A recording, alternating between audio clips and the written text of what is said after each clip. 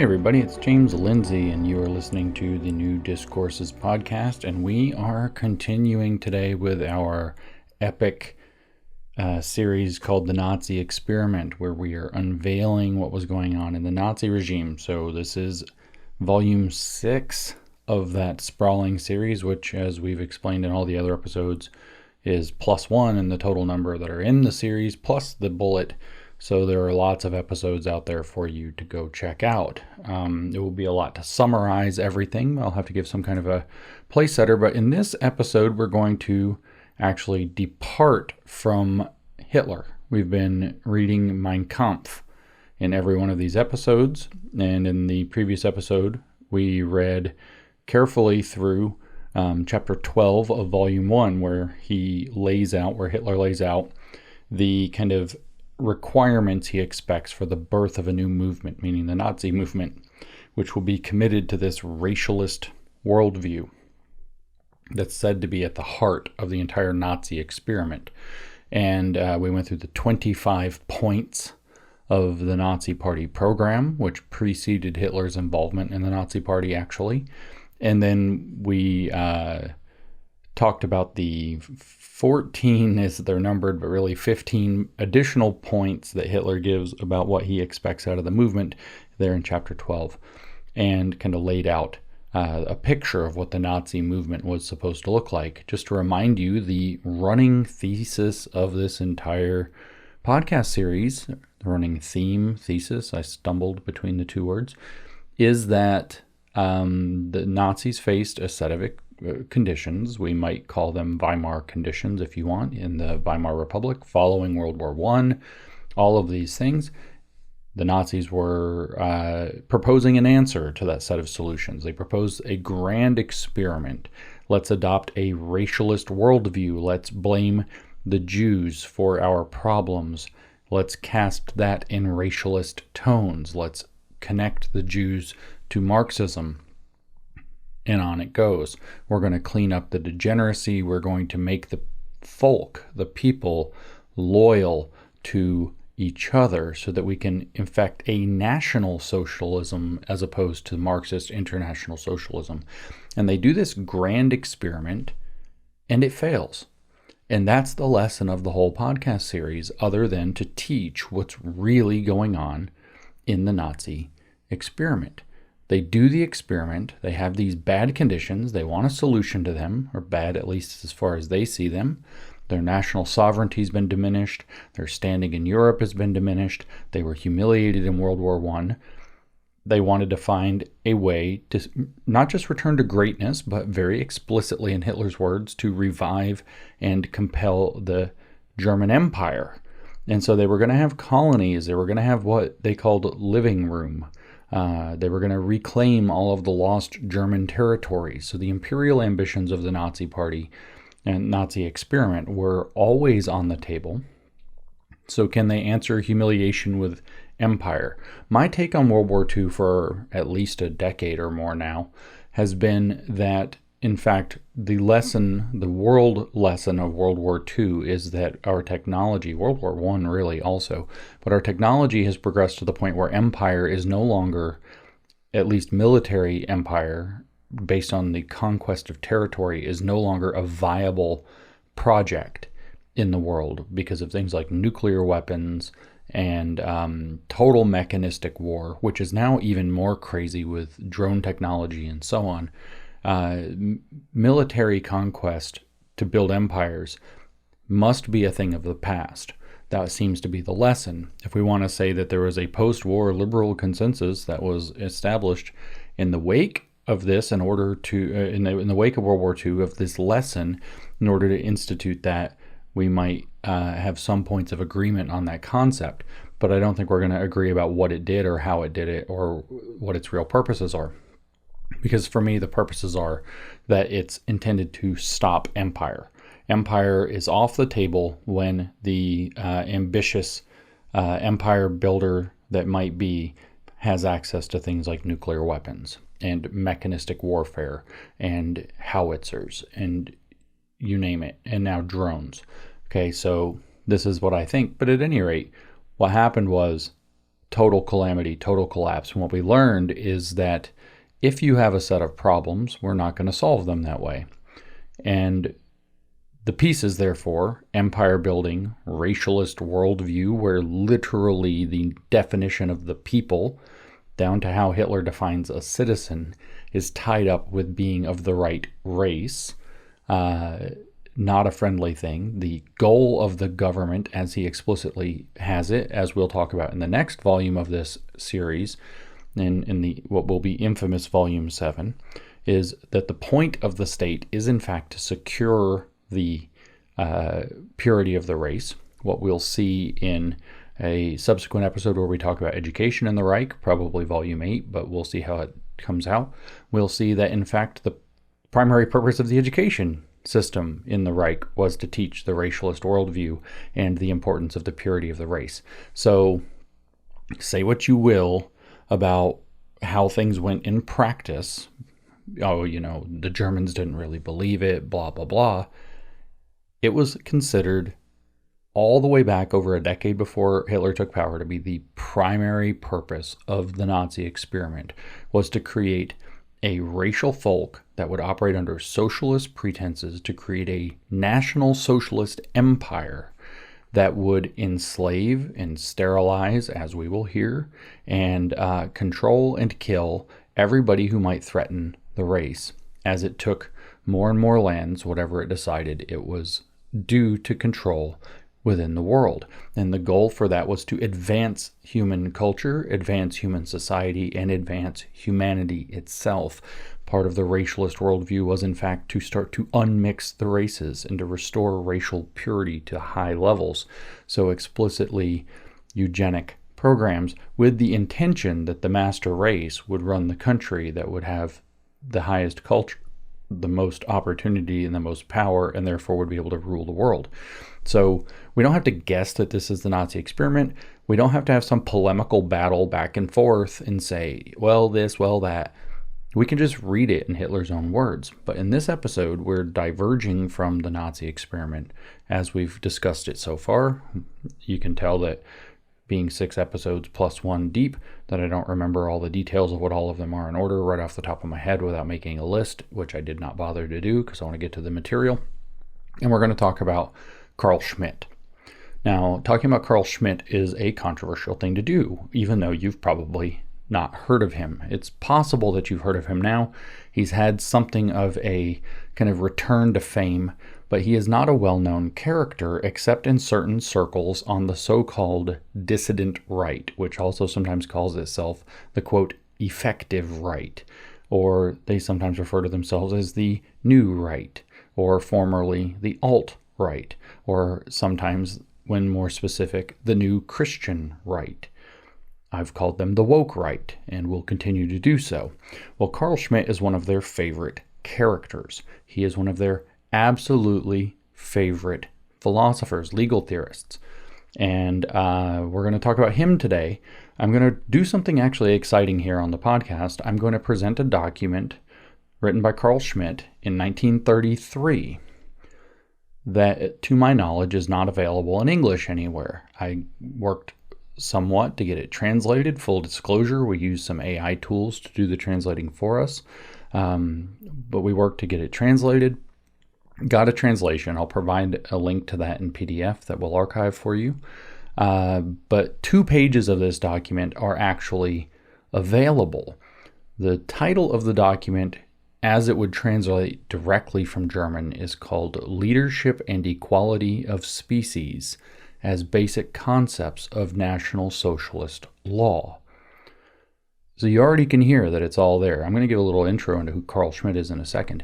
Leadership and Equality of Species as Basic Concepts of National Socialist Law is the literal translation of the title. This appeared in a magazine Schmitt published. I was able to dig it up on the archives in German and, like I said, procure a translation. The way that 2 pages of this document are much more widely available, they're frequently cited as a matter of fact, because they appear in the book titled Fascism, edited by Roger Griffin, writing for the Oxford University Press, published in 1995. And the title it is given by Griffin is The Legal Basis of the Total State. And that's the title I'm going to operate under, The Legal Basis of the Total State. But there's a small point of confusion, because in 1931, it turns out in a completely different essay, which I also have, but we don't have time for it today, Carl Schmitt also wrote an essay called The Way to the Total State. And this is obviously literally titled Leadership and Equality of Species as Basic Concepts of National Socialist Law.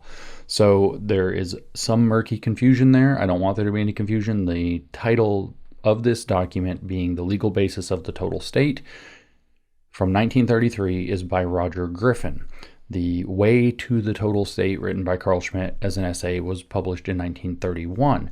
Now this matters because there's a particular point of contention where it comes to Carl Schmitt. And that point of contention, namely, is that he's a Nazi. Except that he wasn't always a Nazi, right? And so that's the kind of tricky point around Carl Schmitt. Carl Schmitt actually, writing up until 1932, before Hitler took power in 1933, was opposed to the Nazis. He was also opposed to the communists. He was also opposed to the Weimar liberal parliamentary government. I think he was a monarchist. He wanted the monarchy back, but the monarchy was gone.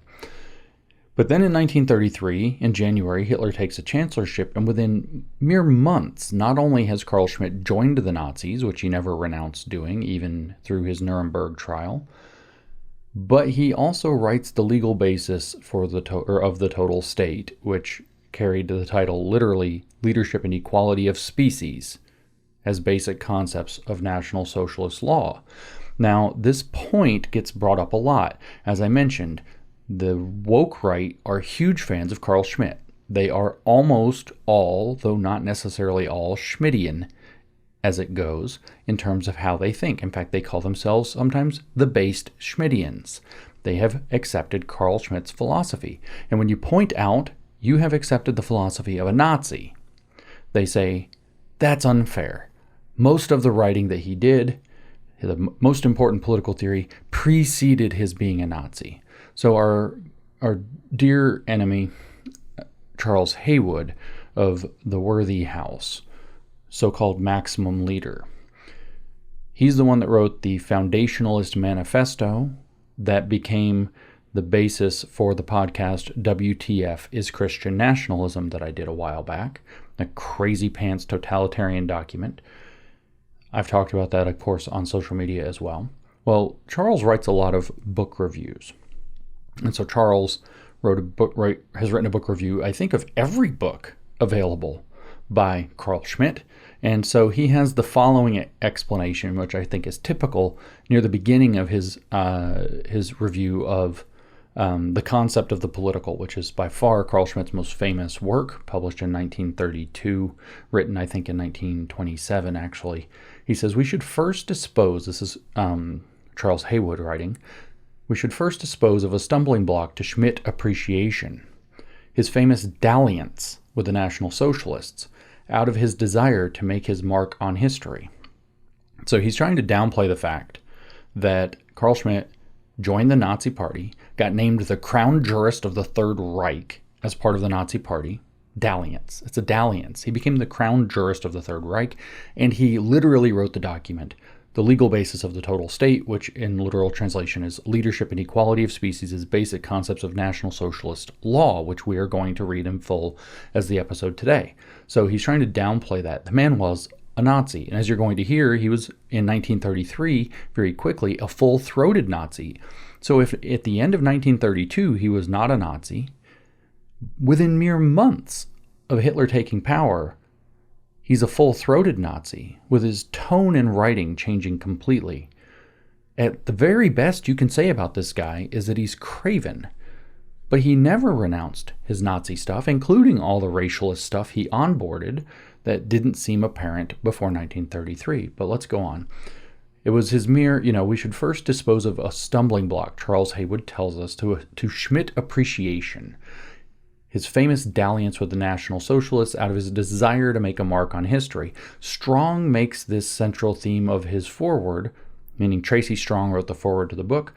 Tracy Strong makes this a central theme of his foreword to the concept of the political, and any discussion of Schmitt usually discusses this episode at length. But really, who cares? Who cares if the guy was the, legal theorist that defined the Nazi legal system and program?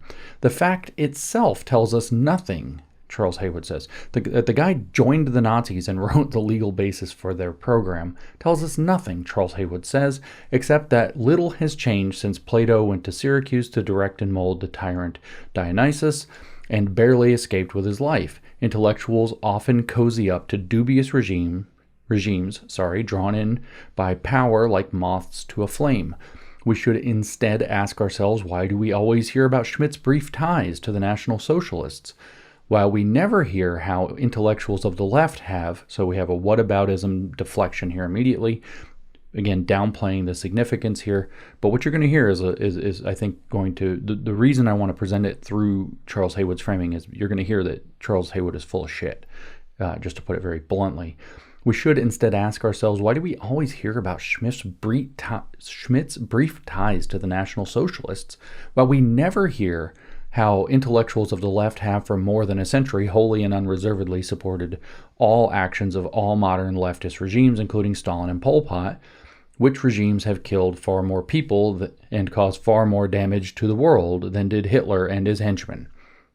It does not take a genius, he says, to understand why all references to the National Socialists today are not offered for historical insight, but rather are a demand for preemptive apologies. Quote, "I'm not like those Nazis, and I can prove it by bowing to you." Used to keep the right on the back foot. Schmitt's ties to National Socialists, irrelevant to any aspect of his thought, we will hear if that's true, are only brought up by the left to dismiss Schmitt. They are afraid of him because he shows they are on the wrong side of history, hurtling down a dead end. This is, to be sure, just the usual left practice of dishonestly refusing to engage with any right argument, though it is no matter because the time for engagement is long past and we should not be wasting any time in trying to achieve engagement, at least intellectual engagement, and the right needs to spend zero time thinking about or talking about the National Socialists, except to the extent history is interesting. They should, in this context, be thought of in the same sense as we think of the Etruscans, and to the extent that their seizure of power offers valuable lessons that can be applied today. Okay, so he goes on, and there's a lot more we could read from all of his different highly effusively praising book reviews of the various books that Carl Schmitt wrote, but there you have it. The right doesn't need to be talking about the Nazis. It's just a historical thing. The only thing relevant to the right today from the Nazis is how they were able to seize power. That's what he says. And it can't possibly be anything to bear on Schmitt's thought. But what we're going to see, because I'm going to present a little bit out of concept of the political and a little bit out of Schmitt's 22 book called Political Theology, and then I'm going to read this document, The Legal Basis of the Total State, as Griffin renders it, and show you that before and after Nazi, the framework of thought is continuous. That, in fact, Schmitt is a conduit from the proto-fascists like Joseph de Maistre. Joseph de Maistre, he's like the conduit from their proto-fascist Catholic monarchist totalitarian statism into the fascist movement. Okay, he's not the only conduit, but he's a major throughway. And the substance of his thought, which is heavily based off of this character Joseph de Maistre, the substance of his thought is in fact continuous with the legal and structural foundations of the entire Nazi legal program that Hitler has already described for us, and that he will describe further in future episodes. In fact, I could very easily pull from the relevant chapter of Mein Kampf, and maybe I should, in the next section that we are going to discuss, which is for the next episode, which is where Hitler decides to explain what the state is. Why is there a state, right? And it's all for Hitler about the ability to have the concentrated power within individuals to make decisions. The decisionism is the key feature. Now, Hitler's writing this way back in the 1920s. The second volume, I finally found out, is published in 1926. Okay, so Hitler's writing this in the mid-1920s at the same time that Schmitt elsewhere is writing the same ideas. This is the same concept, right? See where it is. I should have found this beforehand, so maybe I'll skip this for now. We'll hear it in the next episode. But the point is that the state gains its authority and power through its capacity to make decisions. Okay, it has, in other words, not the need to follow norms, but rather the capacity for powerful heroes to make judgments and decide what needs to be done. This chapter, it turns out, is 40-something pages long, so I'm probably not going to skim through and find it very quickly. So Charles Haywood, one of the people, he's the creator of the Society for American Civic Renewal, SACR, that mysterious men's-only secret society group with the explicit agenda of training and using its connections to place people into the power structure, is a huge fan. This same Charles Haywood is a huge fan of Carl Schmitt. R.N. McIntyre, the Blaze propagandist at Blaze Media, wrote a book called The Total State. How about that? In 2021, I think he published it. A double check, maybe it's 22, doesn't matter. He references Carl Schmitt and gives a full-throated defense of Carl Schmitt's thoughts and ideas and full presentation to his audience. He mentions Carl Schmitt 25 times in that book, and I'm not counting footnotes and references. 25 invocations of Carl Schmitt's name throughout the book. The book's only 160 pages long, so he mentions Carl Schmitt quite a lot. So he's a so-called based Schmittian, like Charles Haywood. Very tellingly, in 2023, if you wonder what has happened at the Blaze, or why James would pick on the Blaze all the time, or why it seems the Blaze is writing hit pieces about James sometimes, back in July of 2023, so just over 2 years ago, we had the situation that Glenn Beck retired, took his hands off control. He does not have control over what's happening. A lot of people think he still does. That's slanderous to Glenn, frankly. He does not. And a whole raft of new people were hired very quickly, many of them being connected to both the Society for American Civic Renewal and to the American Reformer New Founding Complex. This was, in my opinion, a coup of this media organization that was carried out very quickly and efficiently. And our friend that we've featured here on the podcast before, the Christian nationalist lunatic by the name of C.J. Engel, tweeted excitedly with a picture of R.N. McIntyre showing that they had taken over the Blaze. And he said, based Schmittians have moved into new media. So the based Schmittians have taken over the Blaze by July 2023. So what you've heard in a lot of the kind of political commentary and opinion, especially from the newer guard voices, especially people like R.N.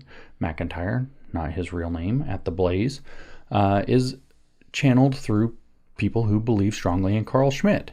And you will hear them invoke Carl Schmitt across the woke right commentary sphere a lot. The so-called the character that goes by the so-called name Academic Agent, whose name is Nima Parvini. He's a British Iranian guy. He's so devoted to Carl Schmitt that not only does he push Carl Schmitt and Carl Schmitt's so-called friend-enemy distinction all the time on all of his stuff, his shows, his tweets, whatever. Not only does he do that, he goes through and categorizes for people whether or not somebody qualifies as friend or enemy according to Schmitt's friend-enemy distinction.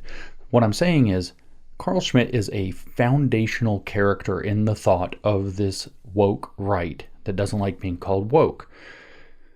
And they have taken over some media apparatuses on the conservative side of things, including the Blaze. So what about Schmitt? Let's talk about Schmitt and not about people who like Schmitt. There's an underlying assumption that we're going to catch. I just want to put it on the table up front with everything going on with Schmitt. It's hiding underneath all of Schmitt. There's maybe, I guess, two underlying assumptions that aren't exactly obvious the first time you read him. It takes some absorbing to get this. And I will say that having read Schmitt over a year ago for the first time properly, he's subtle at first. It's hard to see where he's gone wrong. And this is, of course, not going to be a podcast about, say, the concept of the political or political theology so much to get into the details. I just want to present this document about the Nazis to show that Charles Haywood's full of crap. The man was a Nazi, full-throatedly. But you can't really understand Schmitt until you start getting into some of the stuff that's going on under the hood. He seems very subtle. He seems very interesting. You somehow get the feeling it can't really be like this and that this is going to be a tree that bears bad fruit, but it's hard to tell why. But it's because there are hidden assumptions underneath. Knowing, for example, a couple of things about his background, that he saw himself as a 20th century Thomas Hobbes, is very important to understanding how he thinks and how he presents himself. Understanding that he had very significantly onboarded Joseph de Maistre. Very important to understanding how he thinks.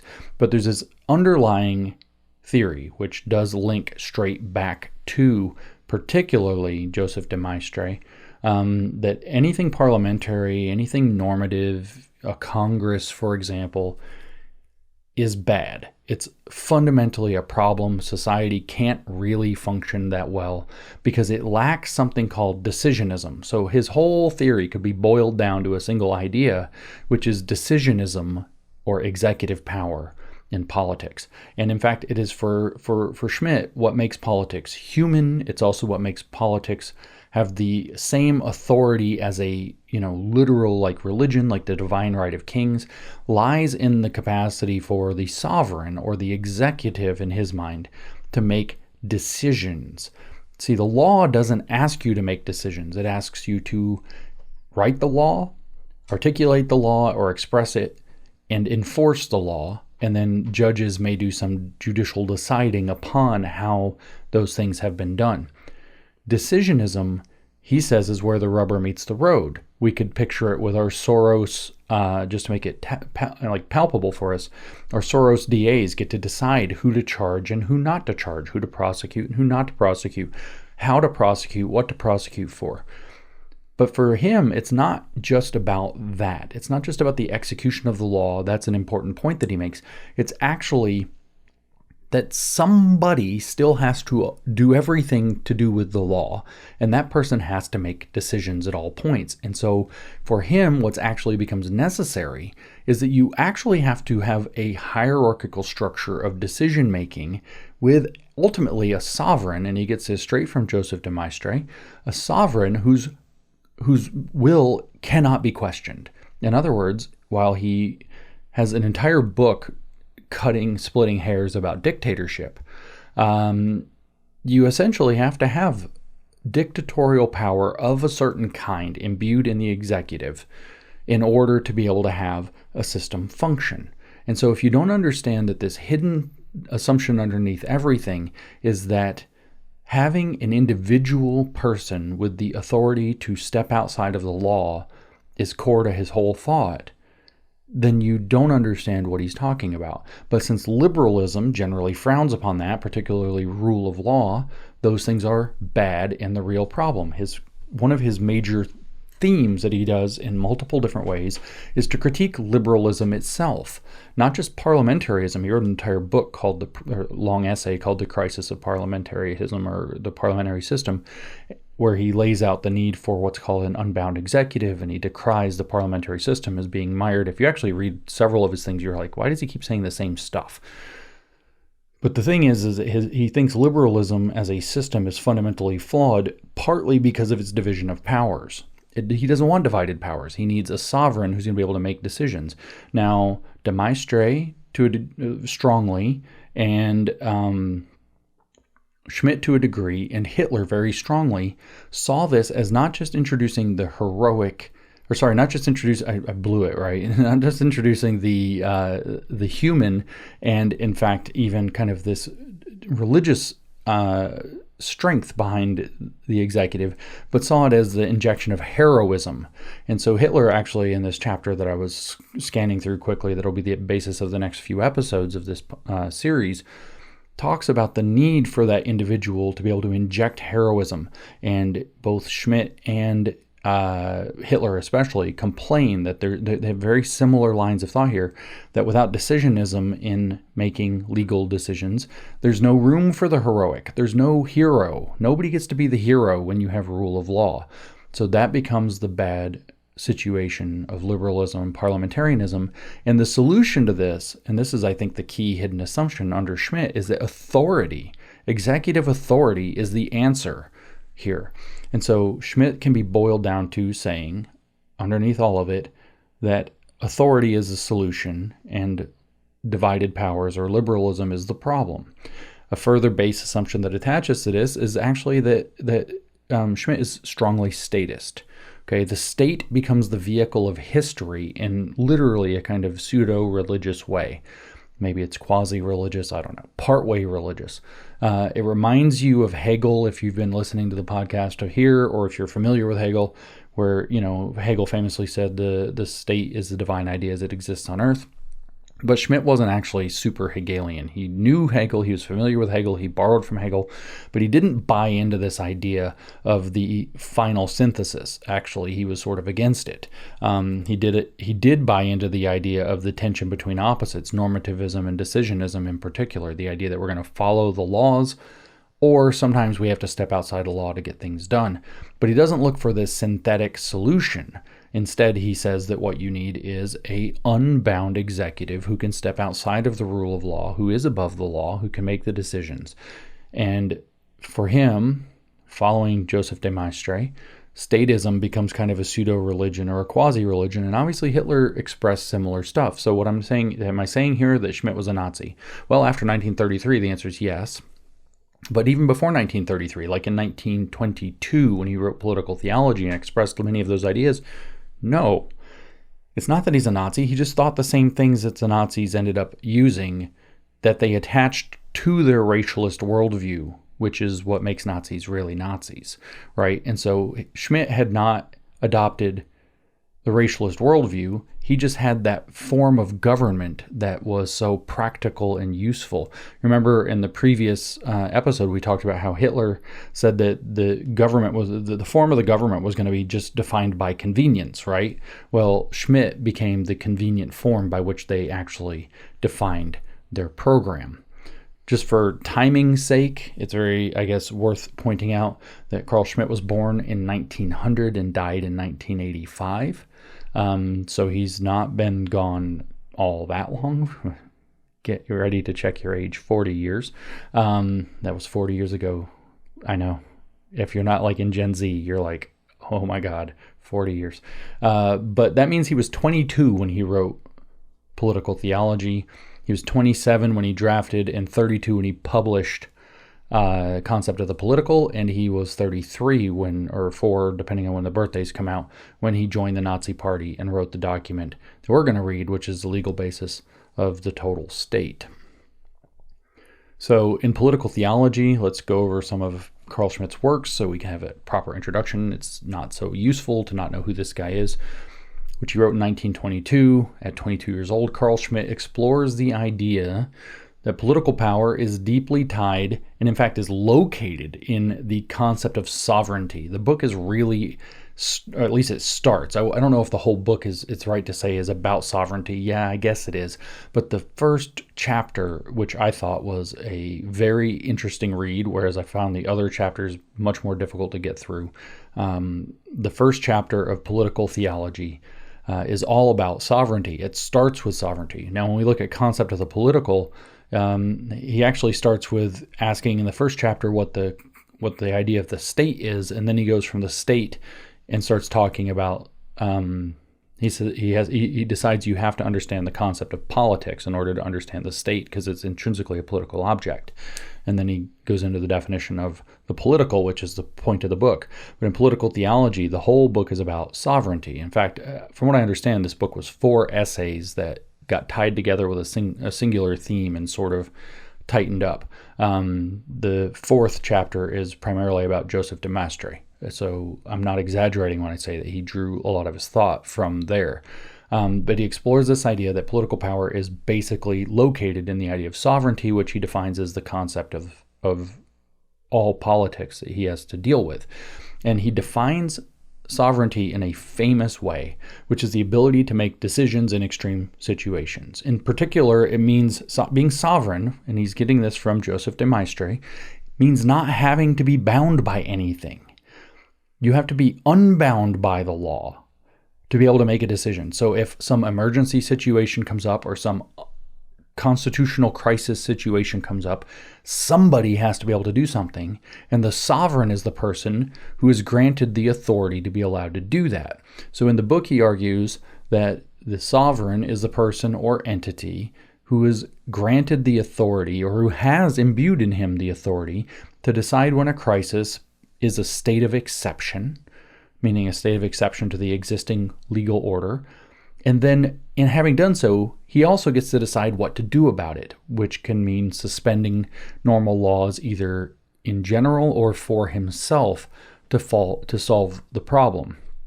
A common example that's given about the need to suspend the laws is a historical example where there was a plot. I forgot the details, but the story basically boils down to there being a plot inside the government to overthrow the leader, which would have thrown the country into a coup, and the leader becomes aware of the plot.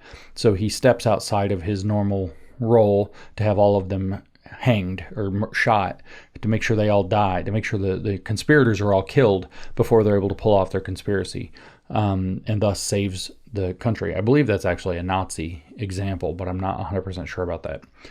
So to give you a taste of Schmitt's argument in writing, partly because I want to show you that it changes after he becomes a Nazi. That might be partly an artifact of the translation, but I feel like it's deeper than just that. But to give you a taste of his argument and his writing, let's talk about how Schmitt writes this idea down in political theology. So the famous opening remarks in the definition of sovereignty, which is chapter 1 of Political Theology. Notice the title of that book, by the way, Political Theology. That's also the title of the third chapter, and he really means it, that politics is a kind of other religion, a worldly or secular form of religion. And he says that as a Catholic, okay? So it's not like he's some goofy secular atheist who's just, projecting that. He's like, no. The structures of theology imported into the world become the structures of politics. But anyway, this is the very famous opening sentence. Sovereign is he who decides on the exception. That's a actually very well-written sentence. And it's a very clever sentence because it means in both regards. So you have this exception. We have a normal legal order. Everything proceeds mechanically according to the way that the legal order is supposed to work. And then sometimes stuff isn't going right. So is the law equipped to handle that or not? And Schmitt's answer is that no, not always. And so sometimes there's this state called a state of exception where the existing law is not equipped to handle it. And so the sovereign is he who, I'll add some words to his very nice sentence, has the authority to decide when you are in an exception, but then also to decide what to do with the exception itself. It means both things. When is there a state of exception outside of the normal procedures of law? And what are we going to do about it? And the sovereign is the person who gets to decide those two things. When are we in an emergency situation? And what powers do I get to assume under the emergency to solve the problem?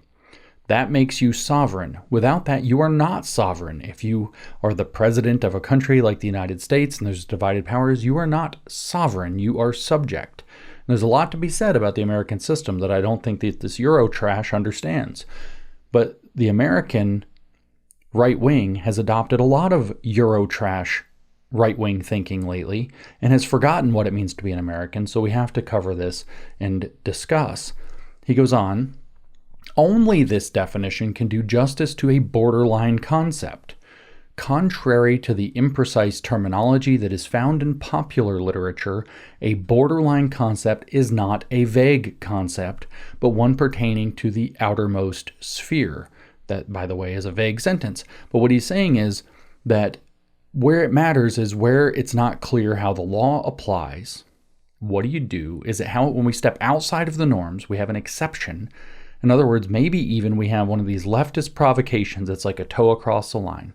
and they create a borderline concept. It's not clear, if that was an act of free speech or if that was an act of obscenity, right? Or disturbance of the peace or something like that. Okay, and he says this is not a vague concept. In fact, I don't think at the time writing this in 1922, he thought it was a vague concept. The law is precise and clear about what the law covers, and only in those cases where it doesn't apply. So this creates a Mott and Bailey situation, right? Because on the one hand, if we're very strict about this, and he covers this in his book about dictatorship, he says that there are kind of two sorts of dictators. One sort is just the dictator that you usually think, and he just rules according to how he wants. And the other, like Hitler, and the other sort is the one who occasionally understands when the legal system doesn't work, and you can step outside of that, apply force, and then in order to save the system itself and get back inside the system. So there's one where the dictator is the system, and there's a second kind of dictatorship where the dictator steps outside of the system to save the system and steps back into it. He characterizes, for example, Abraham Lincoln as an example of this second type of dictator. Do with that what you will. But that is all predicated on this idea that the borderline concept is actually not vague. You actually have to be in murky legal territory, okay? And when you're in that territory, if you have the right kind of dictator, remember this is the Mott and Bailey, if you're the right kind of dictator, they step outside the order, they solve the problem, they fix the borderline situation, pull things back within the realm of the law, and enter back into the space of the law. But the problem is sovereign is he who decides a state of exception. So there's no law telling the sovereign that he can only step out of the law during clear borderline exceptions. He technically could do it any time, or he's not sovereign. So the Mott side is that you have this type of dictator where it's about saving the system, which is what a lot of American right actually wants Trump to do, and Trump won't do it. And then you have this second type of dictator where it's actually about the dictator and whatever he wants to do. And if you tell the dictator that he can't do that because the system itself is still bigger than he, then he's no longer sovereign. So you actually end up with this real problem with the Schmittian political theology framework from its very foundation, this concept of sovereignty itself. And again, the American system, rather than this Euro trash, solves this problem, I think, pretty well. This definition of sovereignty, Schmitt tells us, must therefore be associated with a borderline case and not with routine. So it's a reiteration of what I just explained. It will soon become clear, he says, that the exception is to be understood to refer to a general concept of the theory of the state, and not merely to a construct applied to any emergency decree or state of siege. So he clearly means the good kind of dictator who's saving the system by stepping outside of it, not the bad kind of dictator. But in the first paragraph, he has no apparatus. There's nothing within, if his executive is sovereign, there is nothing that can restrain him to being the right kind of unbound executive. You have a fundamental contradiction in the system there that is not resolved anywhere at all in his writing. And it establishes a natural Mott and Bailey, both for the cheap executive who's doing this and for the based Schmittian, as it goes, who defends him. No, he doesn't mean that. He doesn't mean COVID-19 and just doing whatever he wants. Actually, yeah, it does mean the public health authorities deciding with their decision powers to do whatever they want because of the state of exception of an emergency use authorization that forces you to get a shot that you don't know anything about or lose your job. Turns out nothing prevents that. He goes on, he says, the assertion that the exception is truly appropriate for the juristic definition of sovereignty has a systematic legal logical foundation. The decision on the exception is a decision in the true sense of the word, because a general norm, as represented by an ordinary legal prescription, can never encompass a total exception. The decision that a real exception exists cannot therefore be entirely derived from this norm. So he's saying, no matter what your legal system, there's going to be exceptions to it, so you're going to have some mechanism for dealing with the exception. And his solution is, in fact, the executive is unbound and can do so, but only in the limited fashion that makes him not technically sovereign, or else he's not really sovereign. As you can hear, there's some serious problems here with his formulation. He's skipping down a little bit. He goes on, he says, it is precisely the exception that makes relevant the subject of sovereignty. That is the whole question of sovereignty. The precise details of an emergency cannot be anticipated, nor can one spell out what might take place in such a case, especially when it is truly a matter of an extreme emergency and of how it is to be eliminated. You might imagine a public health crisis, I don't know. The precondition as well as the content of jurisdictional competence in such a case must necessarily be unlimited. From the liberal constitutional point of view, there would be no jurisdictional competence at all. The most guidance the Constitution can provide is to indicate who can act in such a case. If such action is not subject to controls, if it is not hampered in some way by checks and balances, as is the case in a liberal constitution, then it is clear who the sovereign is. He decides whether there is an extreme emergency as well as what must be done to eliminate it. Although he stands outside the normally valid legal system, he nevertheless belongs to it, for it is he who must decide whether the Constitution needs to be suspended in its entirety. All tendencies of modern constitutional development point toward eliminating the sovereign in this sense. So his criticism of liberalism and parliamentary systems is that they actually get rid of the sovereign. And his claim is that you can't, and this is the claim of the woke right also, and the claim of Hitler, is you can't run a system, a political system, without the ability to have sovereignty. So let's just kind of go sideways for a second and talk about the American system by contrast. Okay, and we'll come back to my notes after that. What's going on in America? Well, let's say that there were a state of emergency that came up. Maybe it's a public health crisis. I don't know. Maybe it's a war. Maybe it's something. Maybe there's a natural disaster. He's right. Schmitt is right. You can't anticipate ahead of time what's going to happen, what the exact contingencies are going to be, what the circumstances are going to be, and you might have to take some action. And the law as written might not cover it yet. Maybe, in fact, the exception is the invention of the internet, which now changes the arrangement of communications, of harassment laws, of all kinds of things, of property rights even. Remember the Napster case with the stolen music, if you're old enough to remember who Metallica is. All of those things, the law isn't prepared for at the moment that they arrive. Okay, so what do? Well, here's how our system works. We do the best that we can. Typically, it might be, sometimes the legislature tries to get around it as early as possible, but usually that's slow. So usually an executive, if we stick within the space of the government, will decide something and do something in the moment, and then any party that wishes to, that has standing, can sue them, and then the courts can review what happened.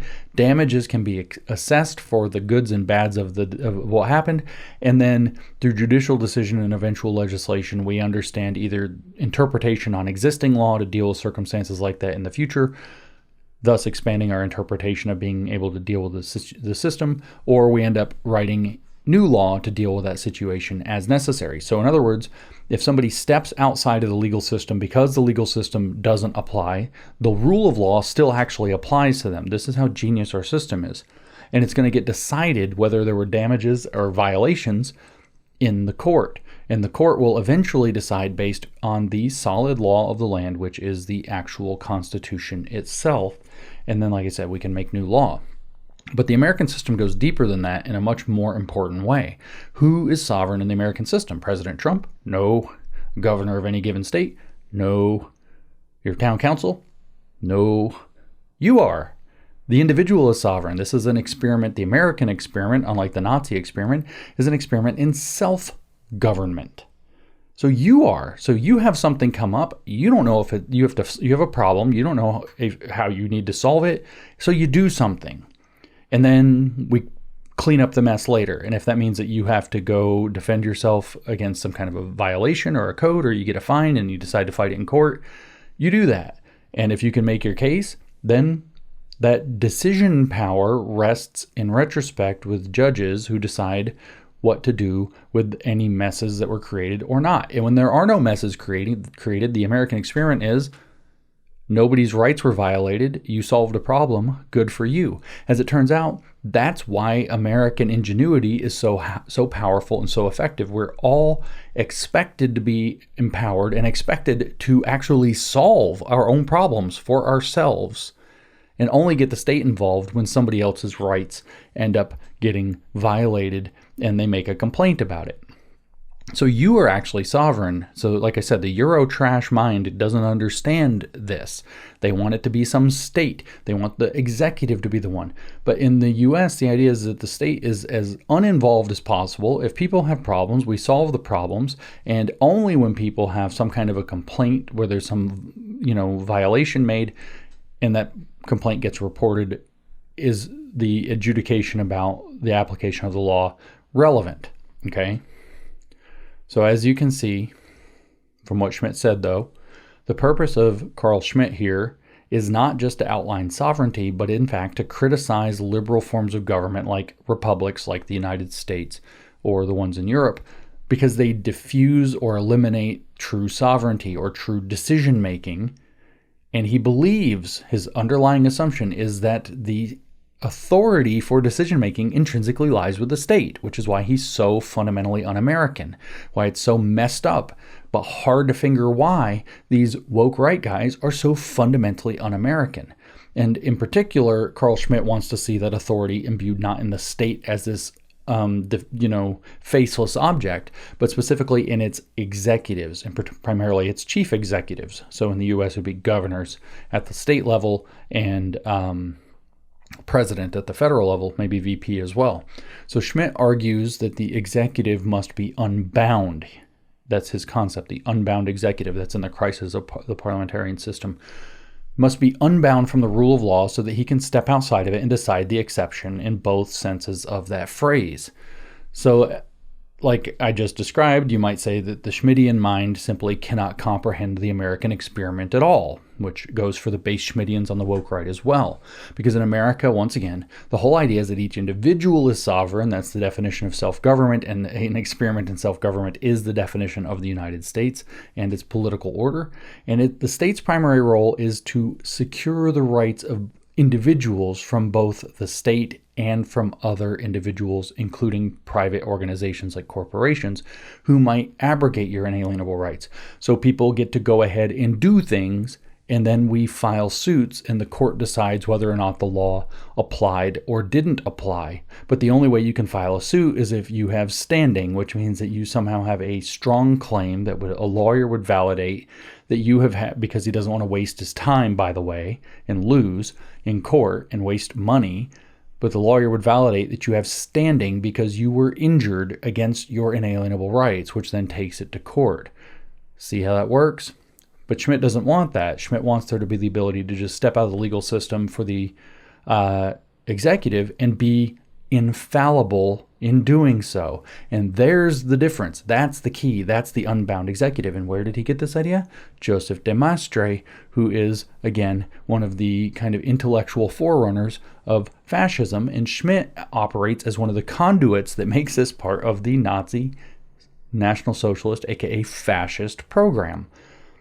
So Schmitt is criticizing all these liberal systems that rely on things like rules and debate and all that, and voting, oh my God, a disagreeing parliament that's voting.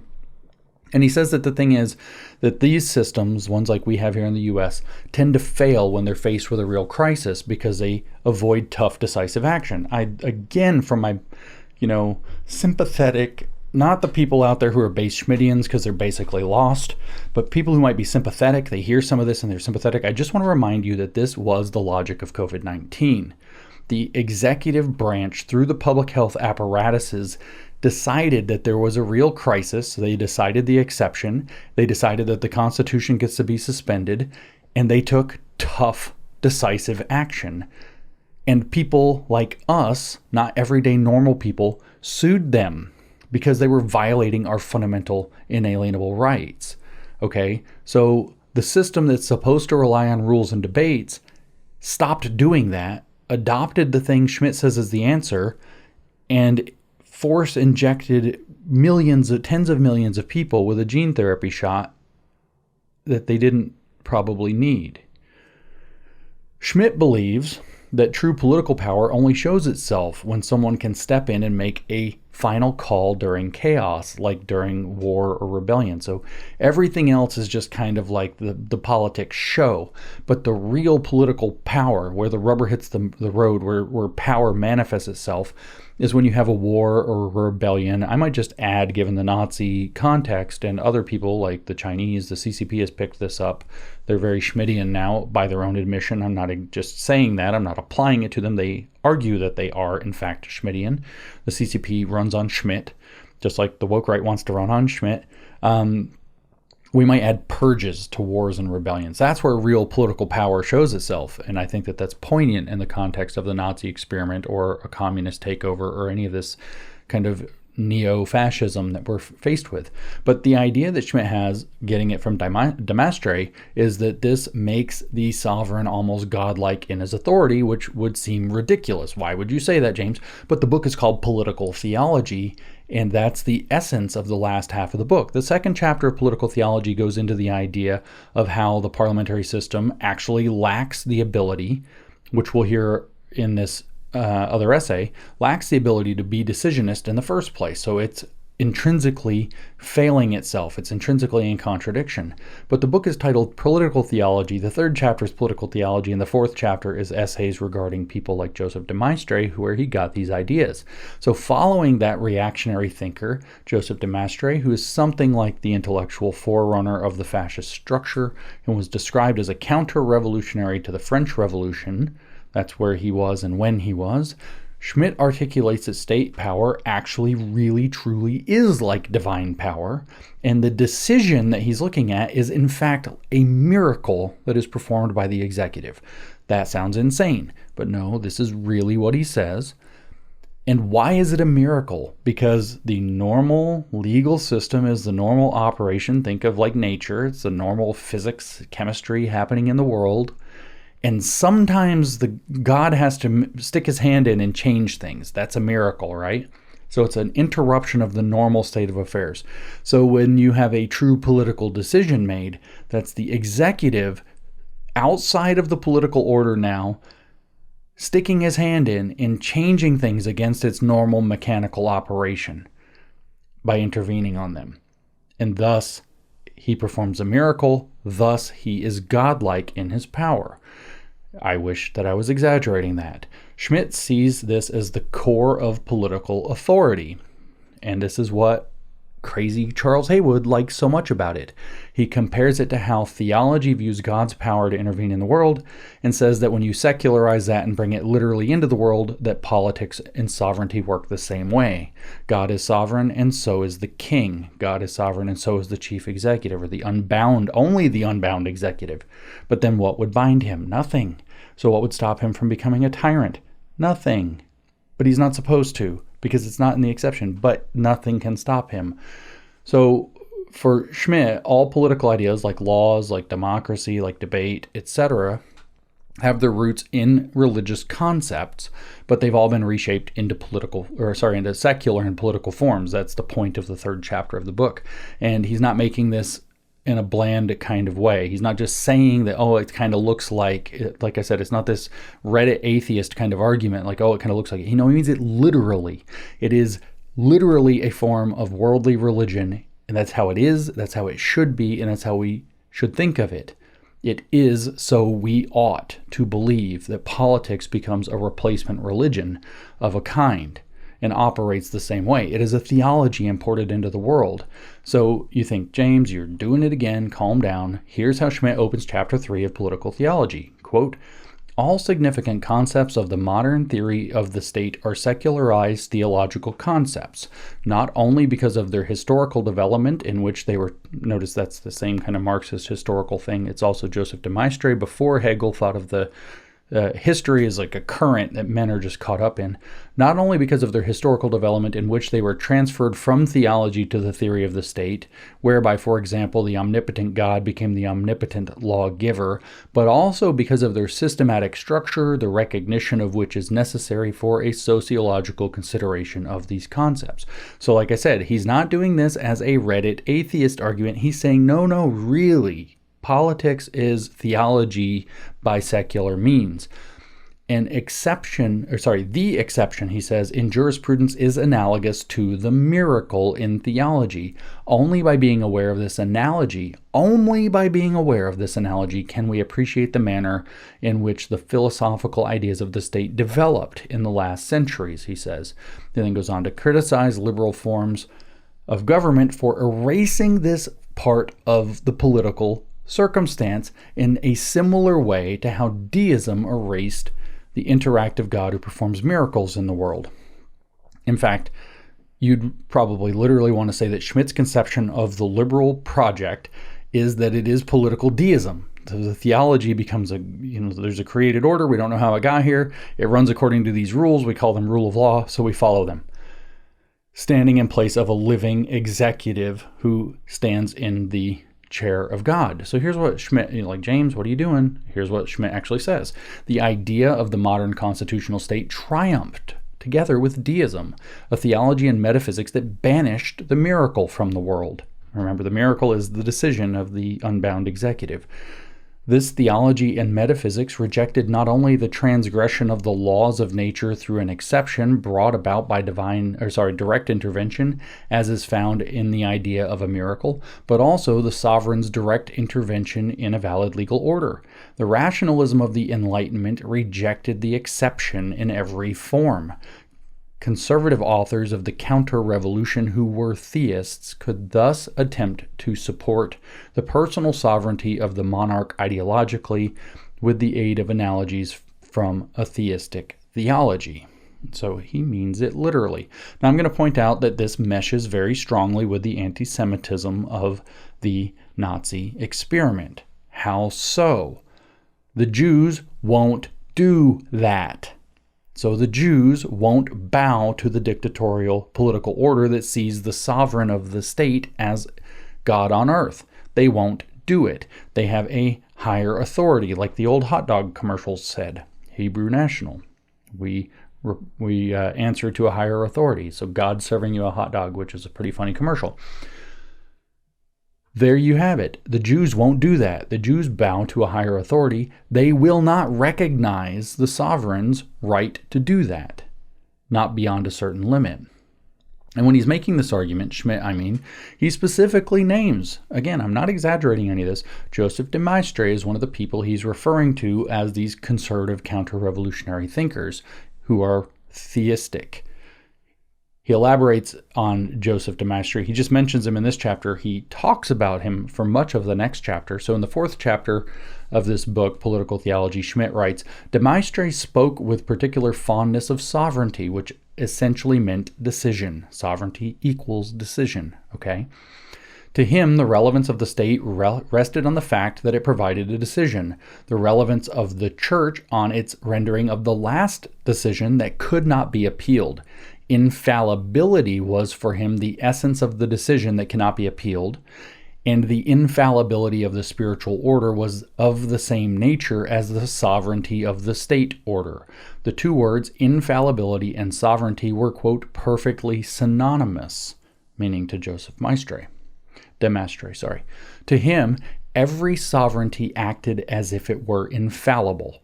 Every government was absolute. By the way, this is exactly what Hitler said about how the National Socialist government had to work. And the 25 points, even if they were not agreed upon, even if they weren't followed, even if they changed what they meant by them later, would be presented as infallible. That's what the whole last episode was about. So to him, Joseph de Maistre, every sovereignty acted as if it were infallible. Every government was absolute. A sentence that an anarchist could pronounce verbatim, even if his intention was an entirely different one. In other words, the anarchist would say the state is absolute and it's terrible, and the counter-revolutionary de Maistre or Schmitt or Hitler would say the state is absolute and it's good. Same energy as the wild left, opposite direction. Every government is absolute and it's terrible, that's the left. Every government is absolute and it's correct, that's the woke right. In this sentence, there lies the clearest antithesis in the entire history of political ideas, Schmitt tells us. All the anarchist theories, from Babeuf to Bakunin, Kropotkin, and Otto Gross, revolve around this one axiom. Quote, the people are good, but the magistrate is corruptible. Demostre asserted the exact opposite. Remember what I said, same energy, opposite direction. Namely, that authority as such is good once it exists. Quote, any government is good once it is established. The reason being that a decision is inherent in the mere existence of a governmental authority. So there's Schmitt. So this puts Schmitt's political theology directly in line with both Demostre and Hegel in certain ways before him. Demostre was before Hegel, to be clear, French Revolution instead of after the French Revolution. And the belief that, what they shared, though, is the belief that history is the prime actor, okay, and that it is sweeping men up into its divine current, which will then be concentrated or even consecrated in a divine state, as Hegel put it. The state is the divine idea as it exists on earth. And so it's the sovereign or the executive who makes this happen. He's a man of destiny in the Hegelian language who actually stands astride the mortal and the divine orders in order to rightly direct men as history's pawns and actors. This is, in other words, a very profound theological statism. So it's absolutely no surprise that despite Schmitt's resistance to the Nazi movement during the 1920s, he rapidly and immediately joined, not just because he wanted to make his mark on history, and then went on to legally justify their entire state apparatus within mere months of Hitler taking the Chancellorship in 1933. So, okay, Schmitt's ideas are thought-provoking and they're controversial, you might say, but the reason is because what they boil down to is that for whatever subtlety they possess, they absolutely do justify strong and unchecked leadership with a direct Mott and Bailey contradiction at the heart of that, which raises serious concerns about authoritarianism, which it goes on to justify. So let's read one more piece from this book, Political Theology, which is the telling paragraph from Tracy Strong's foreword, as we heard mentioned for a different book. But Tracy Strong is the same guy mentioned by Charles Haywood in his remarks about the concept of the political. Tracy Strong wrote the foreword to that book and talked about the Nazi problem quite a lot, but I think a little disingenuously. So I think this little paragraph lends a lot of color to Schmitt's idea of politics, and it ties to what we've been talking about the Nazi experiment. This is Tracy Strong writing about political theology. He says, this points to the second element in Schmitt's conception of secularization. So you know what it's talking about, we just covered it. The French Revolution is the historically concrete manifestation of revolutionary myth, the myth of the creative power of the democratically equal populace, so radical egalitarianism as leftism. This is the basis of Schmitt's criticism of Rousseau, that the general will is substituted for the human will of a sovereign. Now, I don't think that there's this problem in criticizing Rousseau's idea of the general will, but the American experiment is a different answer than the German Eurotrash reactionary one. So Schmitt wants it located in a sovereign. The American experiment was like, that's always going to go sideways, make every individual his own sovereign, and the state will exist to secure his rights against his fellows. To these understandings, Tracy Strong tells us, it was necessary to oppose a myth of a hierarchically ordered and unified people. So oppose is not being used in that sentence the way you might think. You're not opposing the thing that comes after. You are opposing Rousseau's idea of the general will being substituted by the will of a human. It's necessary now to throw in another myth of a hierarchically ordered and unified people. Oh, well, that's what the fascist reaction was. That's my whole point. You have this radical egalitarianism swinging in from the Marxist left, and then a radically organized, hierarchical, ordered, and unified people swings in reaction and creates an authoritarian or totalitarian system, okay? So here's how he says it. To these understandings, which Schmitt opposed, it was necessary to give an opposing myth of a hierarchically ordered and unified people, which the exceptional acts of the sovereign would instantiate. So that's what Demostre and Schmitt are providing, which Hitler picked up, by the way. And here's the kicker, right? This is what Tracy Strong says about this Schmittian way of thinking. One might think of this, he says, as a kind of right-wing Leninism, where the party is replaced by the folk and the sovereign becomes the party in action. The sovereign is the action of us against them, friend versus enemy. This confrontation, however, must take place at the metaphysical level, that of one faith against another. Remember, that's what Hitler said. Only one worldview can defeat another worldview. So the racialist worldview, the National Socialist racialist worldview, will defeat the International Socialist egalitarian worldview of the International Marxists, or as Hitler would have it, the Jew. For this reason, Strong concludes, the confrontation is one of political theology. So what makes Schmitt's idea of politics be a theology is that one might think of this as a kind of right-wing Leninism, where the party is replaced by the folk and the sovereign becomes the party in action. In other words, it's the same thing as communism. Woke right is the right name for these people. They're based Schmittians. They've adopted something that, were it still this modernist context of the 1930s, would be called right-wing Leninism in reaction to left-wing Leninism, doing a reactionary oppositional myth of a highly hierarchical, ordered, and unified people to answer a radical egalitarian disaster. Same energy, opposite direction, exactly as I've been describing. James, where'd you get all these crazy ideas out of your head? You're insane. No, I just read them. They actually wrote down what they think, and I read it. So we'll look at another book, and then we'll get to the actual podcast. I know we're way far into this for not getting to the actual podcast yet, where I read the actual document. But we want to know who Carl Schmitt is. A second book that we'll talk about then is Schmitt's Concept of the Political, which came out in 1932, even though he wrote the draft in 1927. So it comes out just before the Nazis take power. And the general idea is to define what makes politics political in the first place. And I just want to give you a taste of his writing. I'm not going to spend as much time on this book. A definition of the political, Schmitt tells us, can be obtained only by discovering and defining the specifically political categories. In contrast to the various relatively independent endeavors of human thought and action, particularly the moral, aesthetic, and economic, the political has its own criteria which express themselves in a characteristic way. So what he's saying is politics is its own domain, right? You have morals, you have aesthetics, you have economics. Then you have this other thing called the political, which is actually its own domain of thought. So it has its own criteria, its own characteristic. He says the political must therefore rest on its own ultimate distinctions. Now, being very German, everything's dependent on the distinctions that define something, good versus evil being a distinction that defines morals, for example. To which these distinctions, to which all action with a specifically political meaning can be traced. So the idea is, okay, everything that we call political must be able to be boiled down to a single distinction. Like in morals, we can boil everything down to good versus evil, which actually is not true. We can't. It's not that simple, actually. And in aesthetics, we can boil everything down to beautiful versus ugly. But no, it's actually also not that simple. But he wants to make it that simple.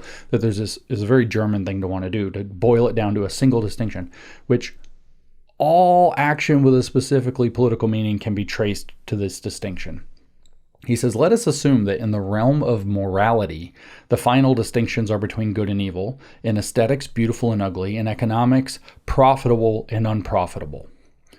The question then is whether there is also a specific distinction which can serve as a simple criterion of the political and of what it consists.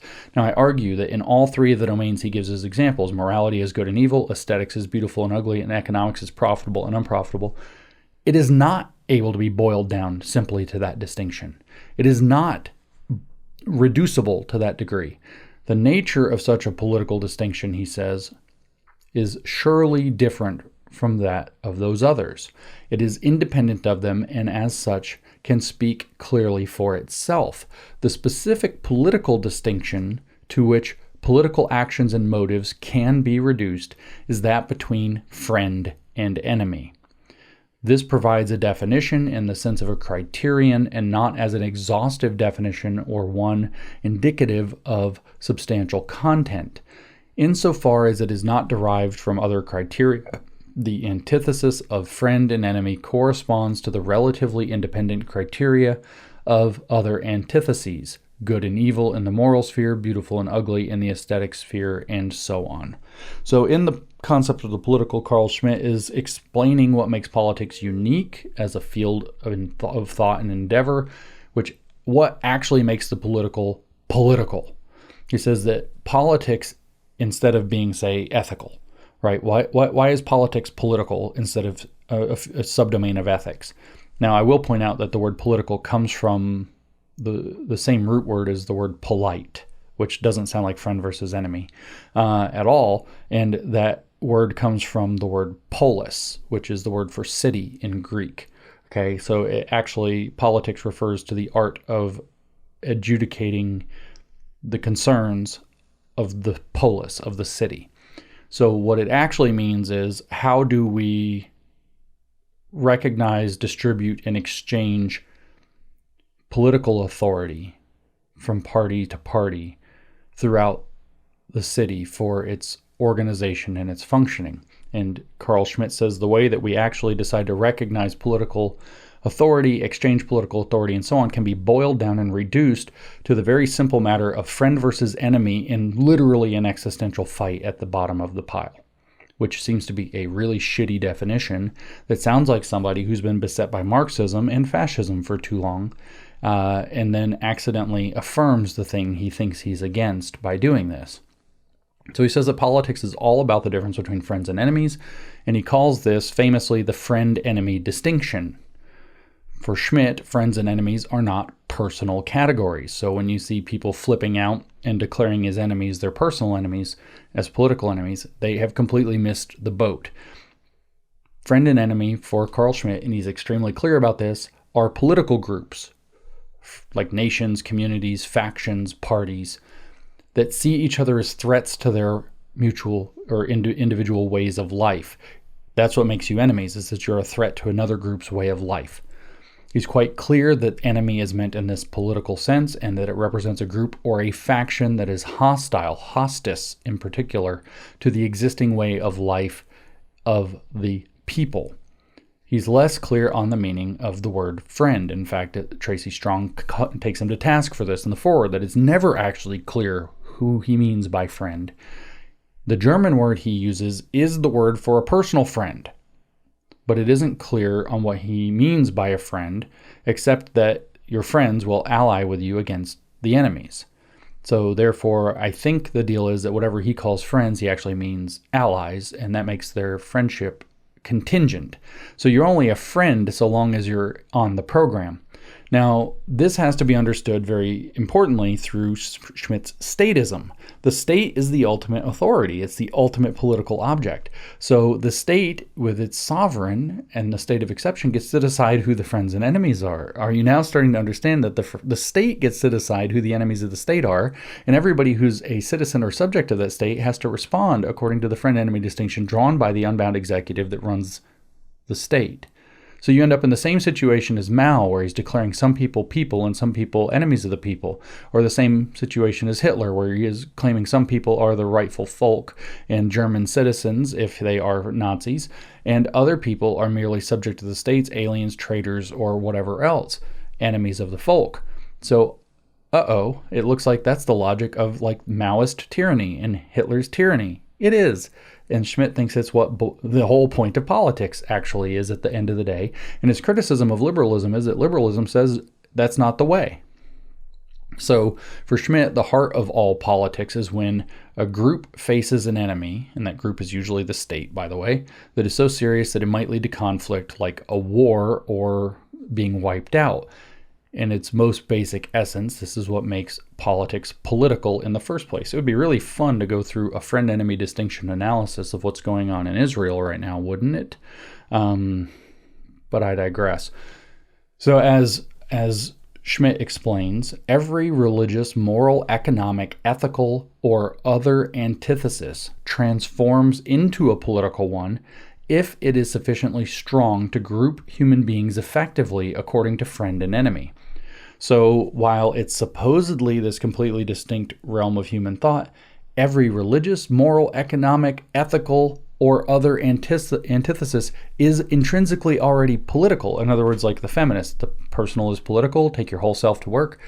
if it is sufficiently strong to group human beings effectively according to friend and enemy. So if you can get a group of people who can play the friend-enemy distinction strongly enough, you can turn a religion into politics, which is about conflict, a moral question into politics, which is about conflict, an economic issue or factions into politics, which is about conflict, ethical disputes, or any other antithesis can be transformed into a political one by getting people so worked up in a groupish fashion that they see it as friend versus enemy.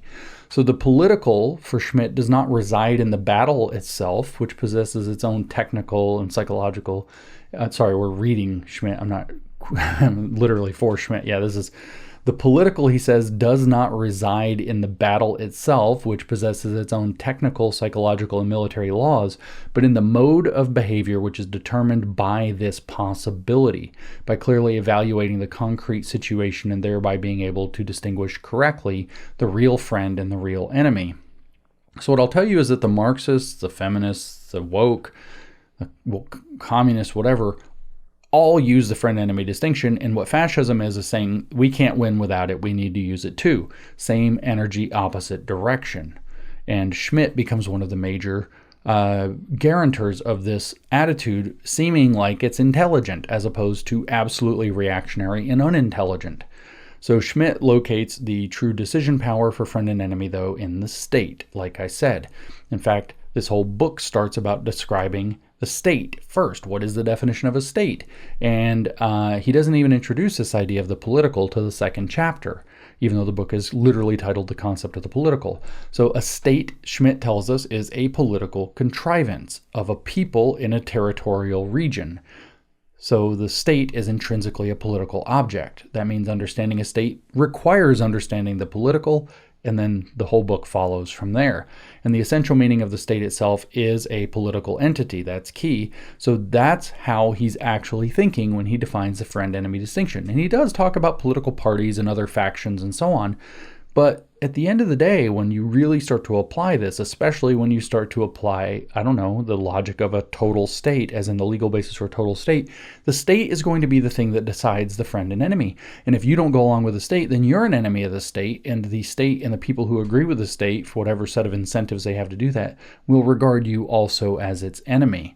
So the state isn't really about governing then under this model, except insofar as governing is taken to mean maintaining a particular way of life as friends against enemies. It's actually for what Lenin and Stalin and Mao and the fascists believed it was for: suppressing the enemies of the state. It is explicitly what the dictatorship of the proletariat by Lenin is defined as its main job. Hence the right-wing Leninism, is that the point of the state is to crush the enemies of the state's program, whether that's a evil bourgeois state or the glorious socialist semi-state for Lenin. So the state's job is to identify the enemy classes, both external and internal, and thus step outside of the sovereign or of the rule of law as sovereign to make tough decisions on how to protect its people and its own business as its own, integral religious object, especially in anything like an extreme situation. Like after, Kristallnacht, when you do a big false flag event. This ability to decide who the enemy is and how to handle them is what makes the state powerful in their view and what defines its role. So Schmitt's statism is rather apparent in terms of defining who friends and enemies are. Again, just imagine that you have an actual Schmittian state that gets instantiated, say by our based Schmittians or Hitler, and you end up as a dissident to that tyrannical Schmittian state. So you have a Schmittian state that believes in the friend-enemy distinction, and you decide you're on, let's say that the so-called dissident right wins and they're in charge now, and now you go dissident against them. They can only be dissident against a free state is the thing that I'm making the point, because the second you become dissident against a tyrannical state, they crush you. You become the enemy of the state, which is itself the incorporation in the name of heaven of the people or of the folk. And it will classify you as an enemy of the people or the enemy of the folk, and then everybody will turn on you, and you'll be destroyed. And state power will be justified in destroying you as a state of exception to the normal legal order because you've stepped out of it by becoming an enemy of the state. So you can't be a dissident against a Schmittian state. How could that possibly go wrong? How could it be weaponized? But the lurking justification behind this whole thing is de Maistre bizarre religious assertion of the infallibility of the sovereign and of sovereignty itself, and also the inherent intrinsic goodness of the state itself by the mere fact that it's a state, no matter how it behaves.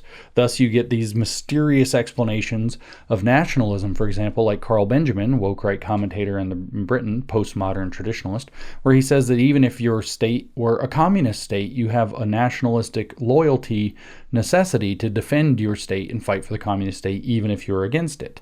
Well, you can't be a dissident in a communist state anyway, and we all know why. Same thing with a Schmittian fascist state. So this isn't that great of a model.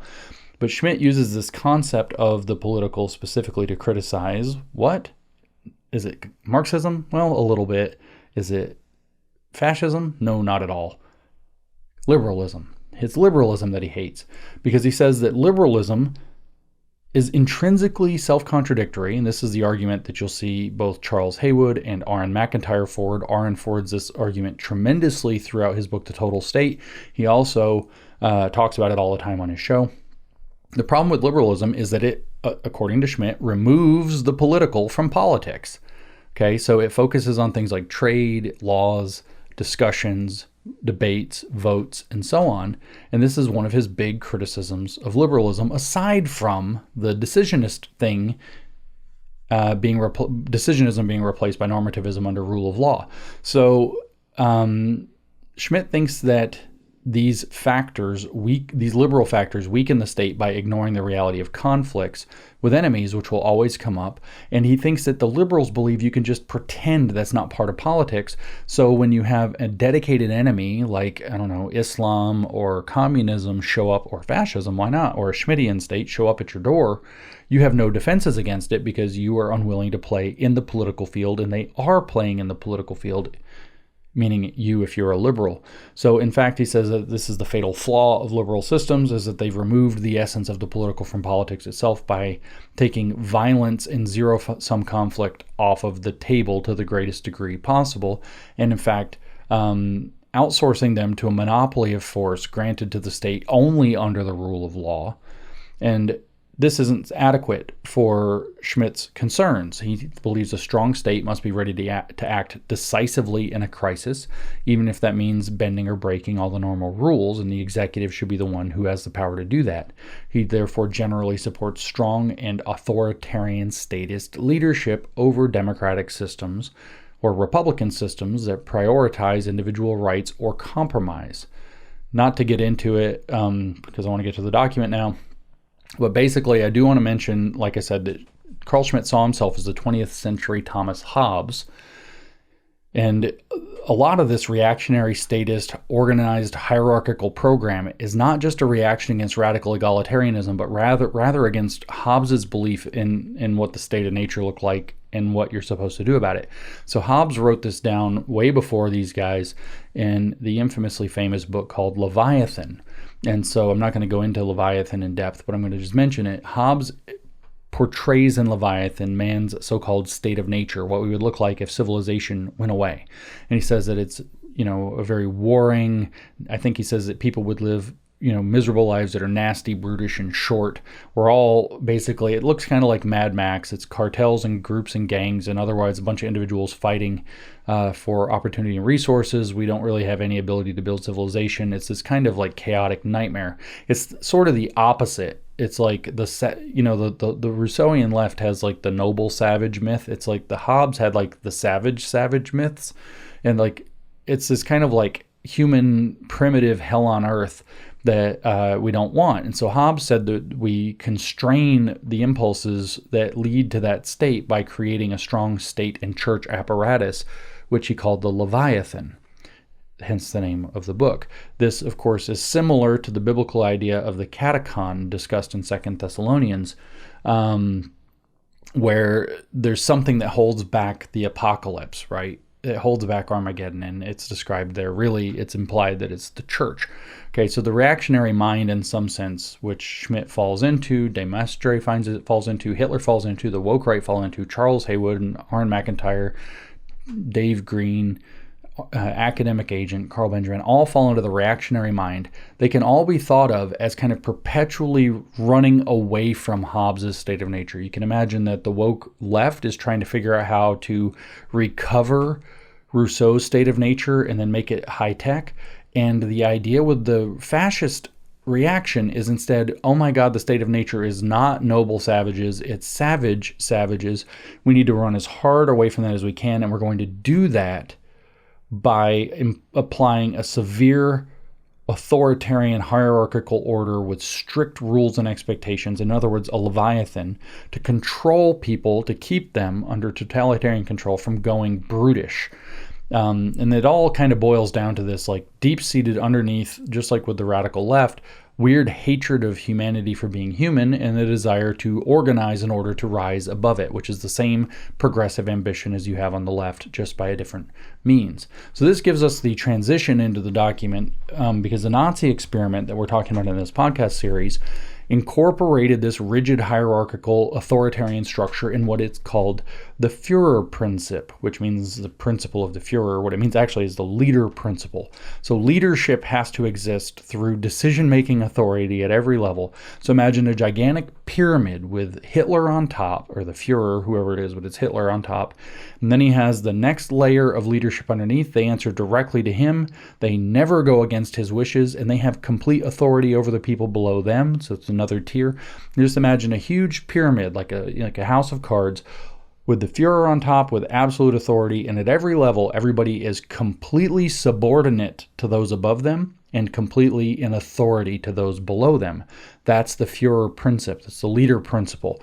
At every level, there are no voting bodies. There is a leader who makes a decision, who takes complete responsibility for that decision, and subordinates under that leader who take complete direction from that leader. So it's a pyramid structure of tyrants with the Führer on top. And we've discussed that as part of the structure of the Nazi state already throughout the series. And remember, for the Nazi state, that's based on the racialist worldview that the Nazis embraced. But it's also based, if we remember from the episode, I think 3, where we talked about the individual and his relationship to the state, that the outstanding individual has to show himself as an outstanding individual by his devotion in leadership to the project of the state. And so that you have to be a good Nazi to get placed high up in this hierarchy. So what we're going to do now is turn our attention to see now how Schmitt turned his considerable intellectual resources to justifying this model, not just as it was in theory, not just in this pre-Nazi era, but deliberately as a total or otherwise totalitarian state, as the totalitarian program for the Nazi experiment. So we're going to turn to Carl Schmitt, The Legal Basis of the Total State, written in 1933, after he became a Nazi, never before read in English, and explain how he justified exactly the Führerprinzip. So, The Legal Basis of the Total State by Carl Schmitt. 1. National Socialism. Now I want you to hear how differently he writes compared to the earlier excerpts. National Socialism does not think abstractly and soullessly. It is an existence of everything that is normative and functional. Totalizing. It secures and cultivates every genuine form of popular justice wherever it finds it, in the countryside, in the tribes, or in social classes. It created the peasant inheritance law. It saved the peasantry. It purged the German civil service of foreign elements and thereby restored it as a social class. Remember, this is mere months into the Nazis' term in power. It has the courage, listen to this and think of the woke right. The National Socialist Program, it has the courage to treat unequal things unequally and to enforce necessary distinctions. Remember, Carl Schmitt's whole program is distinctions. The National Socialist Program has the courage to treat unequal things unequally, like unequal social classes or unequal races, and to enforce necessary distinctions. For this reason, where it makes sense, it will recognize a class jurisdiction as it reintroduced it for the Army by the Act of May 12, 1933. on the basis of the old military penal code. A special type of professional discipline with professional jurisdiction would also be conceivable for certain organizations of the party, such as the SA and SS. With the emergence of a genuine professional group, the area of professional jurisdiction will expand of its own accord. In a different way, but with the same sense of concrete organic growth, National Socialism can do justice to the specific differences between villages, rural towns, industrial communities, large cities, and district offices in the area of local self-government, without being hampered by the false notions of equality of a liberal democratic scheme. Now, I will point out, because we've already heard from Hitler on this issue, that the Jews aren't equal in the Nazi experiment. What he called inferior races are not equal. If the Germans take over a part of Poland, the Poles are not Germans, so they are not equal because they're not part of what Hitler thought of as Germany. You always hear these things. Oh, Hitler just loved his country. He just loved Germany. What Hitler meant by Germany was a race, guys. He meant a race. He did not mean a territory. He meant a race, okay? And so the Poles, when he conquers the Poles, are not German. They're not allowed to become citizens. They are subjects. And in fact, in chapter 2 of volume 2 of Mein Kampf, he talks about how, there's this need to make sure that, that things like that, they're sterilized and all of that to certain degrees. That was in Mein Kampf. That didn't come about later as like some necessity of conquest. Going back to Schmitt. However, recognition of the diversity of organic life would immediately lead to an unfortunate pluralistic fragmentation of the German people along religious, ethnic, class, and interest lines if a strong state did not elevate and secure the whole of political unity above all diversity. Do you hear that? So the point of the state in the National Socialist program is going to be strong enough to make sure that there's no fragmentation along religious lines, ethnic lines, class lines, and interest lines.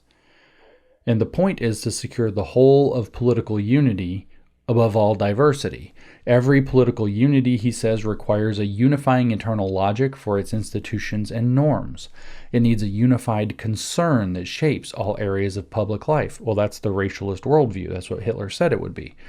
In this sense, too, there is no normal state that is not totalitarian. So there you have the usual projection rule that they use to justify evil. In this sense, too, there is no normal state that's not totalitarian. Every state's totalitarian, so we get to be totalitarian. Same logic the left uses. Everything is a result of socialization, aka brainwashing. So that's, of course, we're going to socialize kids to be leftists.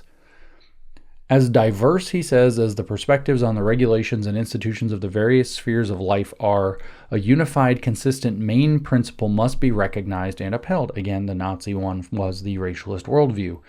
Any uncertainty or conflict becomes a starting point for formations that are initially neutral toward the state but later become hostile to it, and a point of entry for pluralistic fragmentation and disintegration. So there will be absolutely no disagreement. Everybody's going to be on the same program, just like we heard in the previous episode. A strong state is a prerequisite for the vigorous, independent existence of its diverse members. The strength of the National Socialist state lies in the fact that it is dominated and permeated from top to bottom and in every atom of its existence by the idea of leadership. Remember, that's identical to decision-making. This principle, which is the Führerprinzip, or the Führerprinzip, this principle, through which the movement has grown great, must be implemented at all times, both in state administration and in the various areas of self-government, taking into account, of course, the modifications required by the particular nature of the matter. However, it would not be permissible to exempt any important area of public life from the rule of the Führerprinzip. Couldn't be more explicit that this is actually going to be a totalitarian state. So remember, Charles Haywood tried to convince us that this is a mere dalliance with Nazism that was brief and really just him trying to make his mark on history. Sounds like it's concurrent with the theory he's already laid out and that he's pretty into it. The outwardly rigid military and bureaucratic state of the 19th century Germany, Schmitt tells us, made the serious political mistake of allowing a different principle of organization to emerge in local self-government than in the state executive, which at that time meant the state itself. So back at the time, the Germanic state, really the Prussian state, had a rigid military bureaucratic state that was headed by a Kaiser, a king. But what he's saying is there was a big problem because local governments did something different. It wasn't that there was just going to be the king's rule is it. Local governments, in fact, were elected. That's what he says. The fact that local government was elected would not have in itself been sufficient to justify an internal state dichotomy, given the fundamental differences between the municipality and the state. But precisely because they were elected, the elected municipal representatives were regarded as the true bearers and representatives of the municipality, thereby recognizing a formal principle for the municipality that was contrary to the monarchical state. So you're not going to have any elections even at the smallest local level. Everything will be Führerprinzip. Everything will be party appointees running everything. This is Carl Schmitt, not Hitler, justifying it now. Remember, he's not really a Nazi. That's what we're supposed to believe. Local self-government thus became a point of entry for the liberal democratic parliamentary principle into a monarchical authoritarian bureaucratic state. As early as 1810, the controversial figure von Stein came to the conclusion that he had not kept a sharp enough eye on the, quote, difference between administration and governance, end quote. Under the typical pretext that these were, quote, apolitical matters of self-government, the liberal bourgeoisie created a sphere of public law that was removed from the state and yet, quote, free of the state, in which different political ideals and different principles of form and organization applied than in the state. Under German legal camouflages such as, quote, cooperative association, freedom of self-government, own affairs, etc., a goal and purpose-conscious legal doctrine then shook the Führer principle of the Prussian state. The doctrine of the essential equality of all human associations, especially those of the community and the state, very effectively supported the conquest of the Prussian state by a principle of organization that was alien to its nature. This is the thing that Hitler went on to call the Jewish state, by the way. But what he's saying is that they allowed local elections, and local elections allowed people to vote for people that were not necessarily in strict alignment with the state itself. And so what you had was this worked as a kind of like a Trojan horse for them to bring in a completely different kind of governance that actually ended up breaking the monarchy. So what he's saying here is that there is going to be there's not going to be any elections anywhere. You're not going to have this distributist style hybrid system where local governance is done by local things. The party will appoint local leaders that will make sure. So the totalitarian nature is total, not just in the sense that it's going to be over every aspect of life, but it's going to be in that the leader principle itself, just like Hitler said, is going to apply in every angle and every facet of governance. So there will be no elections whatsoever. There's no concept. Don't let them fool you that there's some concept of kind of political distributism. The distributism is that they might pick a local person to rule over you. The German military and civil service state, Schmitt explains, showed stubborn resistance to the seemingly insurmountable advance of liberal ideas. It created an exemplary organizational penetration of state administration and local self-government, for which the Prussian district administrator is the famous example. The three-class suffrage system applicable to municipal elections also prevented the practical consequences of a consistent liberal democracy. I feel like this part's a little bit in the weeds, by the way. But it cannot be denied that the state was intellectually unequal to its opponents, who were sometimes national liberal, sometimes liberal, sometimes cooperative, and sometimes communal liberal. And that, as shown above under 3.2, it fought, which is a different document in the same treatise, is fought on the defensive here as well.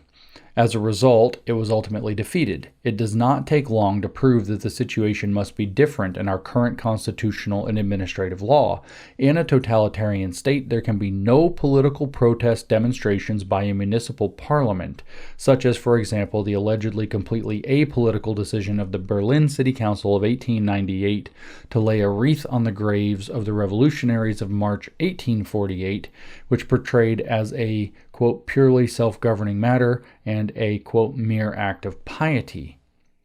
Or the Potsdam slag dispute between the state and the municipality, which was decided in favor of the municipality by the judgment of the state court for the German Reich of July 9th, 1928. Now, I'm willing to bet that the revolutionaries of March 1848, I haven't checked what they are, but I'm willing to bet that they're communists, and so the Berlin City Council 50 years later lays a wreath on their grave.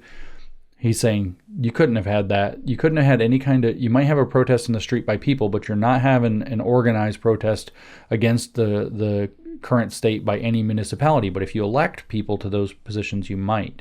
So we got to get rid of that. B, the organizational implementation of the Führerprinzip requires, first of all, that the methods inherent in liberal democratic thinking be eliminated. That's pretty straightforward, right? Elections, this is what Charles Haywood is defending and Aaron McIntyre is recommending, I suppose. Elections from below with all the results of previous elections cease to exist. Elections from below. That doesn't mean elections like in the local sense. That means the people are below the people they elect. So elections from below means the people electing, say, representatives or council members. It also means in a Senate that the body is below the decision maker. So the Senate or the Parliament would vote to enact a policy. So there'll be no elections there'll be no Congresses. Elections from below with all the results of previous elections, cease to exist. The new election of the Reichstag on November 12, 1933 can, as shown above, only be regarded as part of a stab poll. So they did have an election in 1933, but that's just a poll. The results don't matter. So you can have an election. If you don't like the results, you just do something else. Nor can the old voting procedures, he says, with the help of which a majority cobbled together in some way outvoted a minority and turned voting into a means of outvoting and suppressing dissent, be continued or repeated in a one-party state. So it's explicitly a one-party state. You can't possibly have the deal that a bunch of factions will team up, say, to create a plurality or a de facto majority, that people that are in coalition to defeat, if you have 40% of the population that thinks something and then a bunch of factions of 10% each, the 10% aren't allowed to gang up to get 50 or 60% and beat the 40. We've got to get rid of that, he says. That cannot be continued or repeated in the one-party state. The typical liberal divisions and dualisms between the legislative and executive branches and the municipal organization of decision-making in administrative or executive bodies have lost their meaning. The Reich's government's legislative power is a first groundbreaking example of this abolition of future divisions. No divided powers, guys. No checks and balances. Everywhere the system of distribution and shifting of responsibility must be replaced by a clear accountability on the part of the leader who professes to follow every command, and by election through selection by the party, that means. A natural complement, Carl Schmitt continues, to the new concept of leadership for the National Socialist state is the establishment of a council of leaders. This council assists the leader with advice, suggestions, and expert opinions. It supports and promotes him, keeps him in close contact with his followers and the people, but it cannot relieve the leader of his responsibility. It is neither an organization of mistrust, control, and shifting of responsibility, nor is it intended to represent or express any internal dualism, representatives of the people against the government, representatives of the community against the community council, or even pluralism. Therefore, the council of leaders must not be elected from outside or from below, but must be selected by the leader according to certain selection principles that, above all, keep in mind the connection with the state and the people supporting party organization. That means the Nazi Party. So we're not going to elect people into councils any longer. The leader will, but we're going to have advisory councils. You're not going to have a Senate any longer or a town council that has votes. You're going to have advisory councils for the leader over the thing. And those people themselves will not even be elected. They will be appointed by the leader according to their connection with the state and people supporting party organization. So the state and the Nazi Party are going to be their duties in terms of selecting the experts that are going to advise them, but that cannot vote for them or take their decision power. The whole decisionism thing's total. Remember, this is the exact same model that Hitler proposed. This also allows, he says, for extensive consideration of special local and regional conditions, as well as professional and class-based circumstances and requirements. Leaders and leadership councils are simple and flexible in their concrete application to various areas of life. They found their first clear and exemplary form in the Prussian State Council, the great constructive work of the Prussian Prime Minister Göring, and the Prussian law on the Provincial Council of June 17, 1933. The idea has already been transferred from the sphere of government to that of administration. Today, it is generally accepted and recognized as a principle. So I just want to harken back to the COVID era for us all here real quick to imagine what that would be like. So instead of, having councils and whatever with elected things and parliaments or congresses or state legislatures making laws, we're just going to have public health authorities that are appointed by, the public health establishment, the CDC and the NIH are just going to appoint public health leaders across all the different regions. So it's regional, so that's very flexible and all that. And those people are not going to be able to be questioned. Whoever is decided as the leader, let's say of the Los Angeles area, I don't know, is going to select people that are going to represent underneath him. There's no accountability. There's no getting rid of any of these people. You're not allowed to be a dissident or you're an enemy of the state. You have absolutely no recourse. And these people are going to evaluate allegedly the situation and dictate to you what it is you have to do. That's kind of what happened, although we actually had some release valves. Imagine taking all the release valves away in the worst aspects of what happened to us under COVID, and that's the Schmittian principle that the woke right openly argues for, so long as they get to be the ones who control it. See, their problem with the tyranny that we all faced in COVID, which Aaron McIntyre in his book The Total State says is what woke him up, the problem with the tyranny isn't the tyranny. The problem is that they didn't control the tyranny. If the right elites would have had their hands on the wheel instead of the wrong elites, we would have had a great result. But it turns out the elites that they hated, that were so-called the wrong elites, were using the exact same model, which boils down to the Führer concept or the Führerprinzip, that they seem to be angry at but want to run for themselves. So this is again, where Carl Benjamin said that eventually the woke right might take the term to itself. It might realize that the problem with the woke left is not the woke part, but the left part. The techniques, the statism, the authoritarianism, the totalitarianism, the total state, all that is great. Every normal state's a totalitarian state. Therefore, it should be ours. 2, going back to Schmitt, given the fundamental importance of the Führer concept, it is all the more necessary to clearly distinguish the core concept of National Socialist constitutional law, the concept of leadership, in theoretical terms and to define its unique characteristics. In order to understand the concept in its full meaning and to ward off the danger of trivialization and tributes, it is first necessary to clearly contrast it with several other seemingly related concepts. For such concepts, which are certainly necessary and indispensable in their field, but are also already imbued with a different spirit, are often used to assimilate the Führer concept to them and thereby paralyze its actual power. It is well known that it is a consequence of liberal democracy to see the ideal in political leaderlessness. However, most German lawyers have not yet become consciously aware that for a century now, a whole system of specific concepts has been working to eradicate the idea of leadership, and that the leverage of such concepts is applied above all where they must have a politically destructive and downright devastating effect. under the pretext of creating legal concepts, constitutional thinking, which is dominated by the fundamental principles of security, predictability, and reproducibility, transforms all representations, concepts, and institutions into normatively predetermined abstractions. So what he's actually doing here, because as Charles Haywood tried to lie to us about, there's apparently no continuity between, early Schmitt and Nazi Schmitt, he's actually taking the second chapter of political theology and making the same argument. It's long and tedious in political theology, but it's shorter and more tight here.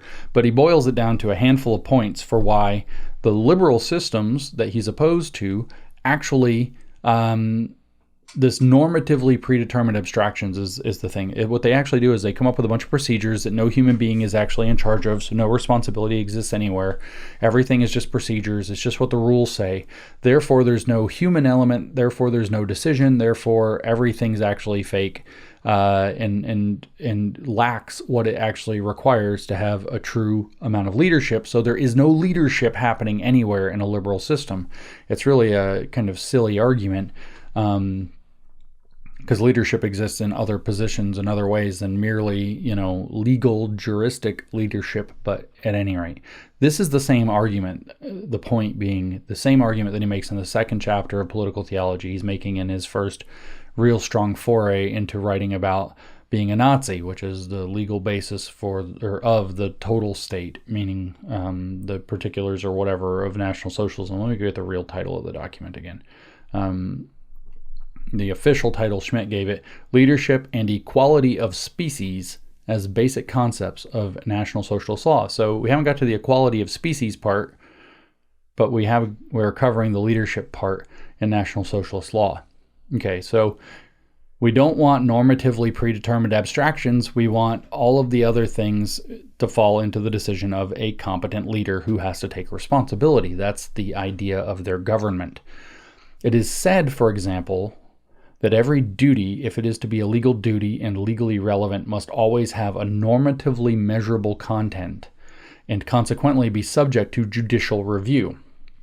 So if you want to have somebody to have a policy or a procedure to follow or a duty they have to keep, you want to be able to find out if they did it, and it should be able to be reviewed, right? In this simple way, another type of duty inaccessible to individualistic liberal legal thinking is excluded from legal life. And a very specific political worldview, which is by no means particularly legal or particularly will-creating in nature, notice the idea to create will in the leadership model, is granted a monopoly on legal scholarship. The duties of loyalty that are essential to a constitutional state, such as loyalty of subjects, civil servants, and fellow citizens, which are legal obligations in the full sense of the word, are thus reinterpreted as, quote, merely moral or, quote, merely political matters and deprived of their legal core. So you have to live for the state by law, right? The duties of loyalty of subjects, civil servants, and fellow citizens. But those should be legal duties, not merely things you're supposed to do and get to have freedom about. This line of thought, he said, celebrated its triumph in the Leipzig trial of the acting Prussian government of the Weimar system against the German Reich. The duty of loyalty of the states to the Reich, which is of course a legal obligation of a political nature, was destroyed in its essence with the help of such a liberal separation of law and politics, and ridiculed as something, quote, sentimental, by a typical representative of the Weimar system. The fact that National Socialists and Communists were placed on the same political footing was considered, quote, law, as opposed to, quote, politics. Distinguishing the communist organization, that is a dangerous mortal enemy of the German state, from a national German movement was considered a violation of, quote, equality before the law, and a, quote, political rather than a, quote, legal or juridical assessment. So here he's complaining that when they banished the Nazi Party and they tried to banish the communists, they banished both of them. But the communists were actually against Germany, and allegedly the Nazis were for Germany, even though they're for a radical transformation of Germany into something completely different. And so he's crying foul. Here, the anti-state core of the liberal antithesis of law and politics became palpable. However, In its ruling of October 25, 1932, the State Court of Justice for the German Reich insisted on remaining strictly, quote, legal and neutral in this regard as well, and refrained from making a decision. This explains the following passage, which is characteristic of the reasoning behind this famous ruling, word for word and sentence for sentence. Quote, "It may be admitted that in times of extreme political tension, particularly harsh public attacks by ministers of a country on the policy of the Reich may, under certain circumstances, constitute a breach of the duty of loyalty. The possibility of seeing such attacks as a breach of duty on the part of the country is not automatically ruled out by the fact that the minister is not acting in his official capacity but as a private individual or party member. However, an examination of Minister Severing's external conduct, even when viewed in the context of the overall situation at the time, shows that it did not exceed the limits of the required restraint to such an extent that it can be regarded a breach of the state's duty toward the Reich." End quote. Another example is the concept of supervision, and this is actually the exact place he makes the same argument as in political theology, which developed over half a century of liberal practice as a counter-concept to the concept of political leadership. Okay, so concept of supervision versus leadership. It goes without saying that, quote, supervision still exists today in various applications of the word: supervision of civil servants, school supervision, municipal supervision, church supervision, etc., and that its scope remains unchanged. One can also find elements of supervision in every type of leadership. However, it is necessary to clearly distinguish the specific areas of application of supervision and to counteract the confusion that the concept of supervision threatens to cause with regard to the concept of genuine leadership. So he's going to talk about the idea of, like we had before, judicial oversight for people keeping their duties. And he's going to say, because everything's mechanical and normative, nobody's making any decisions, so there's no real leadership. So the idea of a system with checks and balances and so on, instead of a hierarchical system of authoritarians who can fire one another or whatever in the terms of accountability, removes all leadership, and you end up with this kind of bland, weak thing. This is more of his attack on liberalism. Bismarck's Federal Constitution of April 18th, 1871. I kind of wanted to, I debated for a long time if I wanted to read this part through the middle, because it's a little weedy on the German thing, but since it makes the same argument as political theology and because it's never been put out in English, I figured I'd do the whole thing. Bismarck's Federal Constitution of April 18th, 1871 was the constitution of a hegemonic federation. Prussia had hegemony, that is, political leadership. That was undisputed and indisputable. However, it was not explicitly stated in the wording of the Constitution, and since the concept of political leadership eludes the liberal positivist way of thinking, this crucial concept of German federal constitutional law met with little interest in constitutional law. Anyone who did justice to the truth and reality of this federal structure, which was entirely and completely based on hegemony, was accused of being, quote, political and, quote, unscientific. Thus, the central concept of this imperial constitution was distorted. In contrast, remember, the German Empire is the thing that Hitler wants to resurrect. In contrast, the original concept of imperial supervision received much more detailed treatment and development.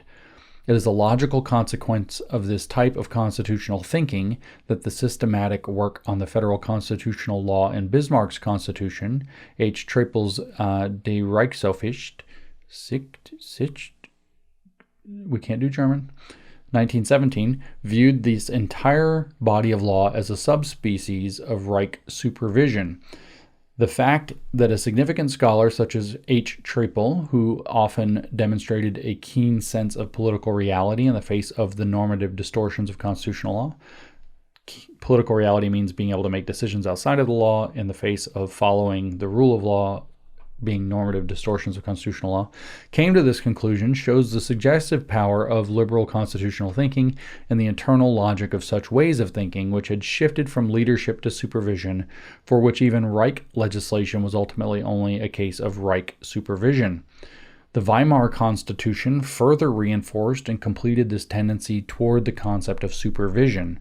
not only because the Weimar Constitution is a particularly typical document of the bourgeois constitutional state, and because its ideological foundation encompasses the liberal divisions between law and politics, law and power, spirit and power, etc., but above all because it completely eliminated Prussian hegemony and thereby completely eradicated the element of a strong leader from the federal organization, which was otherwise retained. Notice it's still about leadership as in executives, right?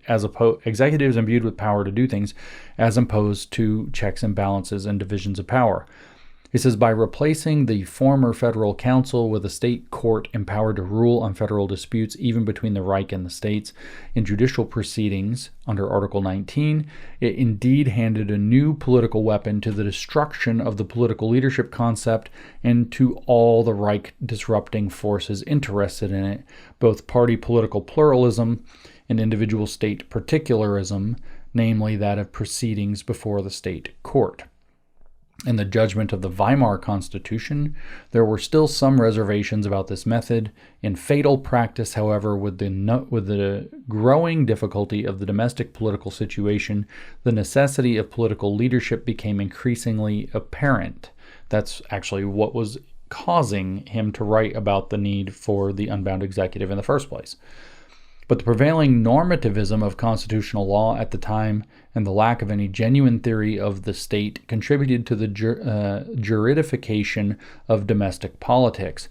This state of affairs also culminated in a concept of supervision. The final word of the old dogma of supervision was coined in Job Hadel's essay on the judgment of the State Court of Justice of October 25, 1932, as constitutional supervisory review.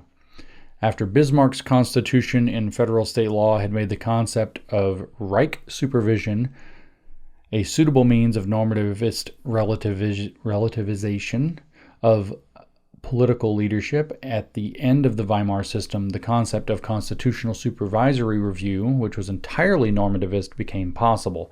I know this is a lot of freaking, judicial theory or legal theory jargon. Let me break it down. You got two models of dealing with organizing people. One is normative. In other words, there are rules, norms, and in particular policies and laws, and they apply to everybody, and whatever they say is what you do, and you want to make sure that everybody's in a position to where you can know whether they're doing what those things say. And the other is decisionist, that people get to make the decision, and those people are leaders. So again, contrasting this Eurotrash confusion from the American system, we are given authority as individuals to act, and then we are subject to review if we're in an organization, perhaps, and within an organizational structure. But in our own lives and in many of our affairs, the state is not supposed to be the thing solving our problems anyway, and we are given authority to act in our lives, to organize, say making a corporation or a nonprofit to solve problems. And then only when we infringe upon the rights of others, when somebody has standing to file a suit that their rights have been infringed and they go take us to court, do we actually encounter any review at all. So this is trapped by its own statism. But he goes on. In the word Reich supervision, at least the supervising subject, the Reich, was still recognizable. In other terms, such as school supervision and municipal supervision, at least the object subject to supervision is contained. In the examination of constitutional supervisory review, on the other hand, neither a subject nor an object appears, but only the standard of supervision, that is, the Constitution. And this well-intentioned term, incidentally, was supposed to serve as the theoretical basis for the decisive political power of every federal system, the ultimate ratio of the political unity of a federal empire, namely the Reich, and its execution. With this, the ultimate degree of destruction of political leadership had been reached. So his complaint here is that when you have Reich supervision, you know who's doing the supervising, the Reich is. And when you have school supervision, you know what's being supervised. But under constitutional supervisory review, you don't have either any idea who's doing it or what is being supervised. And so it's just, is everybody in accordance with the Constitution? So he probably has something of a point there. But what he claims is that it is the ultimate degree of destruction of political leadership, which therefore causes the downfall. Remember that Hitler's blame for why we lost, or why the Germans lost World War I, was because that they were torn up and insufficiently committed from within.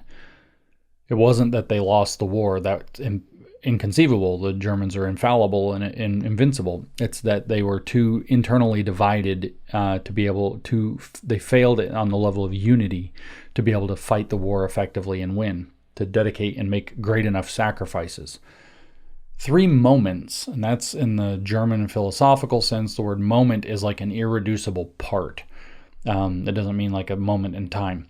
3 moments characterize the liberal constitutional development and the formulation of the concept of supervision as the actual antithesis of the principle of political leadership. So notice here we have thesis and antithesis, but the goal is not to create a synthesis, right? That would be the Hegelian dialectical thing. That's not what Schmitt does. The goal is for him to kick out one of the two and pick one. So we're not going to try to find a synthesis, and I'm not saying that they should.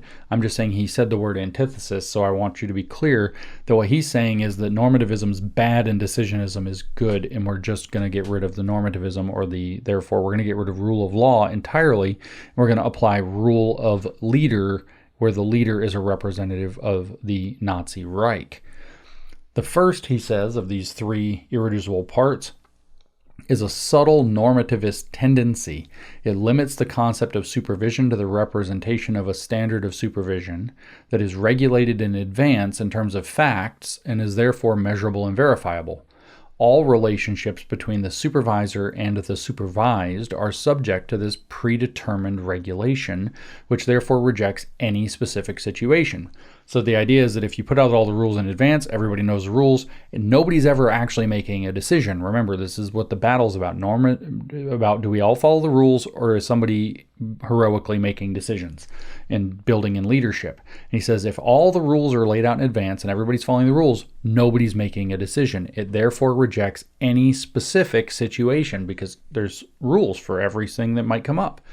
Even the undefined and discretionary concepts, he says, of such a supervisory system are dominated by this tendency.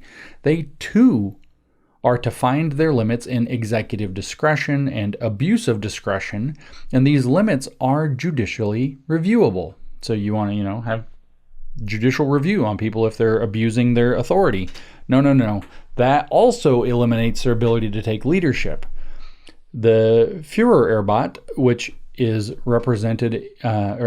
interpreted into all 3 of these concepts of supervision, also has the political meaning of enforcing the principle of predictable measurability based on prior standardization and the regulability of all intellectual supervisory relationships. I forgot what Führerprinzip means.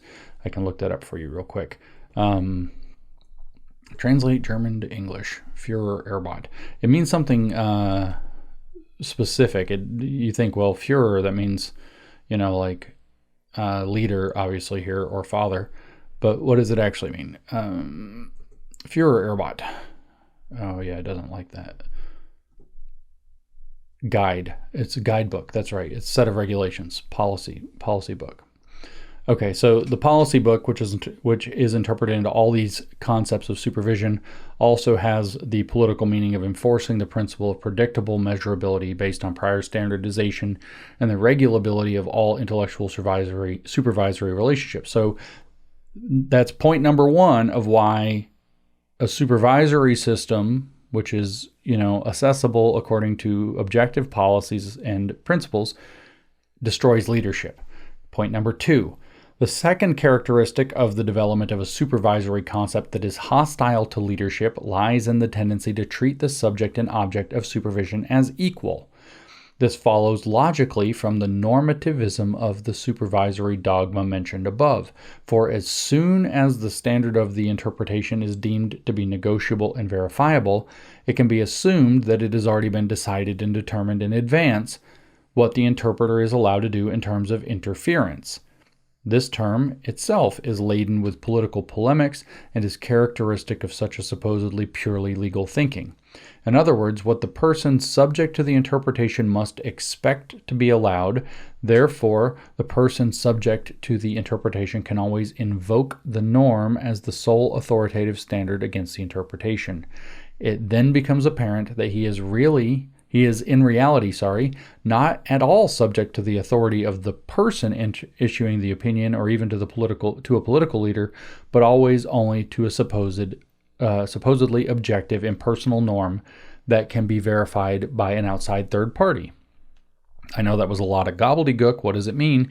It means that if let's say that you're the supervisor and you have a subordinate, and your job is to get this, everybody's job is to go by the book, and the subordinate goes by the book, and you're supposed to go by the book. You didn't actually direct them at all, right?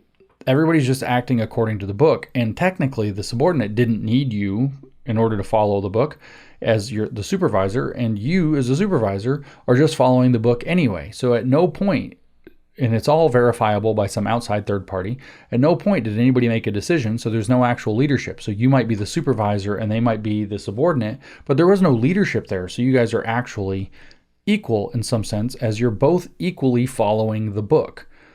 It further shows, he says, that the person expressing the opinion is also subject to the same norm, and that, as a result, there can no longer be any question of leadership and submission. That's what I just explained, but only of an objective interpretation of the norm and a fair delimitation of contingencies on both sides. Then the word interpretation is also incorrect and must be replaced by objective standardization and application of standards. So when you're operating according to defined standards, there is no leadership, there is no supervisor or a subordinate actually at all. It's everybody's just going by the book. So there's no real leadership there. That's his argument. The reason I'm going through these three boring ass points is because this is the same thing that he wrote 11 years earlier in Political Theology in the second chapter. Only not specifically about leadership, but about sovereignty. The third characteristic of this leading concept emerges. Why do I care that it's the same thing that he wrote before? Because the claim that we're hearing is that there's no continuity between Schmitt, before a Nazi, and Schmitt, apparently just having a dalliance with the Nazis, except that he's actually literally writing the legal basis for their program. But there is continuity. That's a lie. The exact same arguments are being made to justify the Nazi state that he made in Political Abstract a decade earlier. The third characteristic of this leading concept, he says, emerges with the same logical consistency of the two preceding characteristics.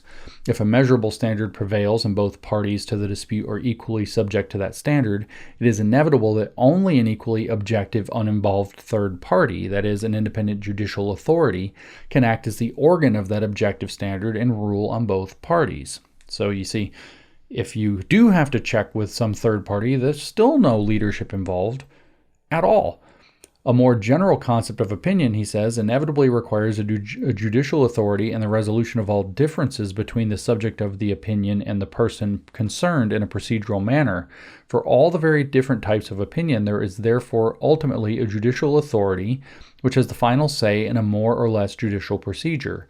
The idea of protection and security, which is essential to the liberal concept of the constitutional state, then, when thought through to its conclusion, enables the administrative courts to decide disputes arising from the municipal right of interpretation and public authorities on the interpretations of the state's interpretation. The civil service courts of civil service law, the strict professional courts, into mere protective words against the right to interpret official duties, which decide instead of the legislature on all important applications and effects of the interpretation of official duties, the state or constitutional court into an organ for the political control of the government restricted by the interpretation of the Constitution. So he's really wanting to get rid of these judicial, therefore constitutional checks and balances from the outside. But the result, he says, is always justice instead of political leadership. So again, you have no leadership. A trial judge is a political leader. And remember, when you make everything political, what does it mean? That means conflict, right? A trial judge is a political leader, and the methods of today's legal disputes are a model for the formation of a leader state. In decisive political cases, standardization and proceduralization merely bind the leader to the part of the disobedient that is not unlawful. The order of the parties is only the order of the enemies of the state and the people with the will of the state and the people. The decision by an independent judge is only the submission of the leader and his followers to a politically irresponsible non-leader. So my claim that, you do stuff and then we'll sort it out by the courts. No, that just destroys leadership entirely, because the judge is actually authority over you at its logical conclusion. Okay? So this covers his idea of, remember that the given title to this essay is Leadership and Equality of Species as Basic Concepts of National Socialist Law. And we're going to now go on to point number 3, where we're going to get into some of this other part. Leadership, he says, is not commanding, differentiating, centralized bureaucratic governance, or any other arbitrary form of rule.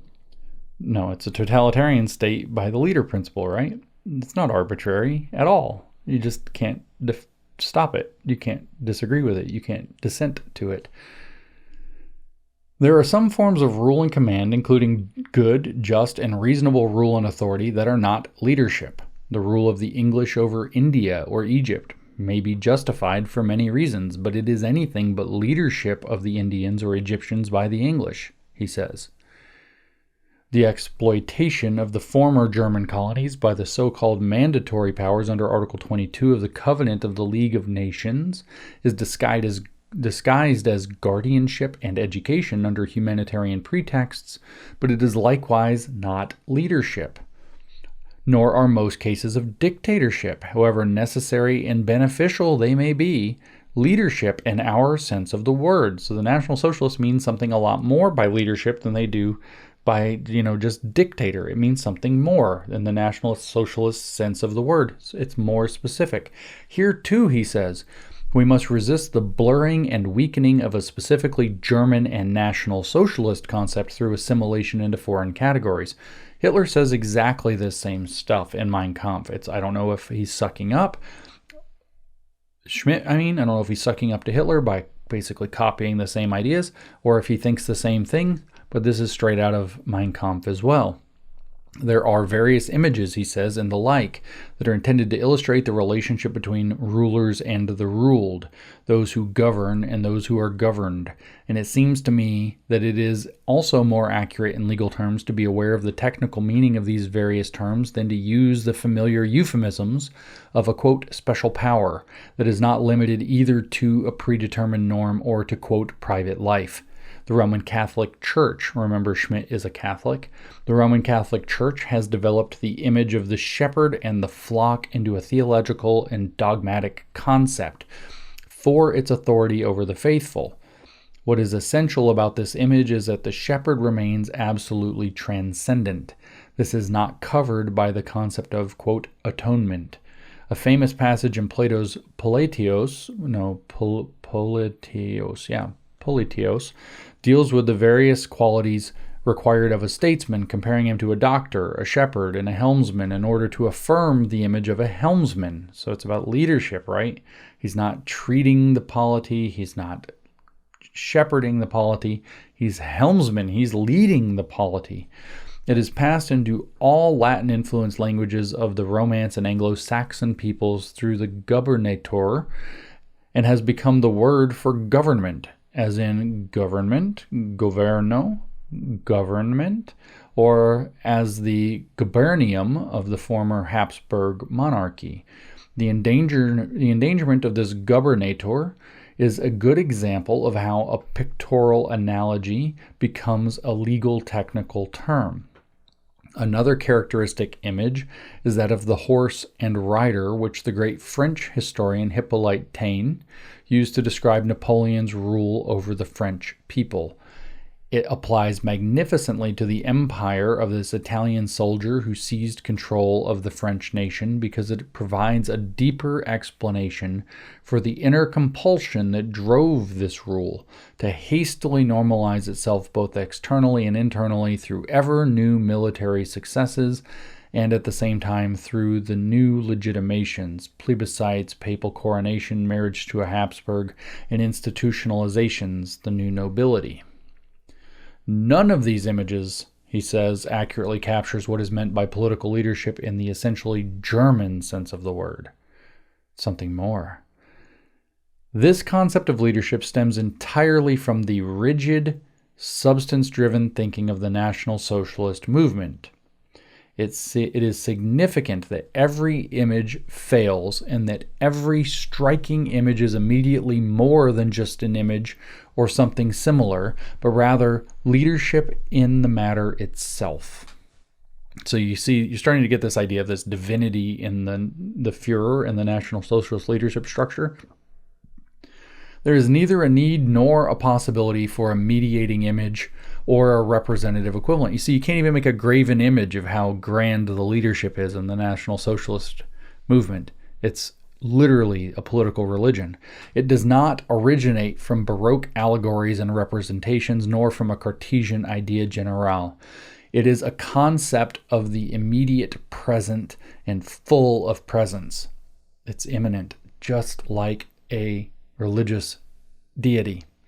For this reason, he says, it also includes as a political requirement an unconditional similarity between leader and followers. That was one of the big lies that the Nazis used, is that we're just like you. We are among you, we are of you.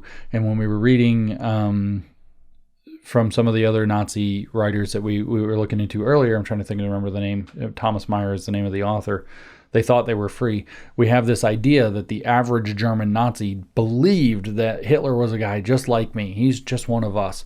But he totally wasn't. He was literally their totalitarian dictator, and he was not of the people. It didn't matter that he was a failed painter and all these other things. He was not of the people. But that was one of the stories, right? So he says, for this reason, it also includes, as a political requirement, an unconditional similarity between leader and followers. That's also a big justification to get the intellectuals away from any positions of power. The continuous, unmistakable contact, he says, between leader and followers, as well as their mutual loyalty, is based on this similarity. Only similarity can prevent, remember we're talking about the similar species or whatever, only similarity can prevent the leader's power from becoming tyranny and arbitrariness, and it only justifies the difference between any, however intelligent or advantageous, rule by a foreign will. All right, again, leadership and equality of species is basic concepts of National Socialist law. So that phrase, equality of species, helps us here, right? Because now he's talking about similarity.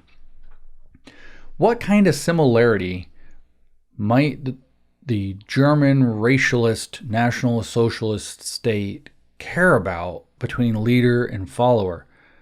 Could it be racial similarity? Only similarity can prevent the leader's power from becoming tyranny and arbitrariness. Only it justifies the difference between any rule by a foreign will, however intelligent or advantageous. The continuous, unmistakable contact between leader and followers is, as well as their mutual loyalty, is based on this similarity.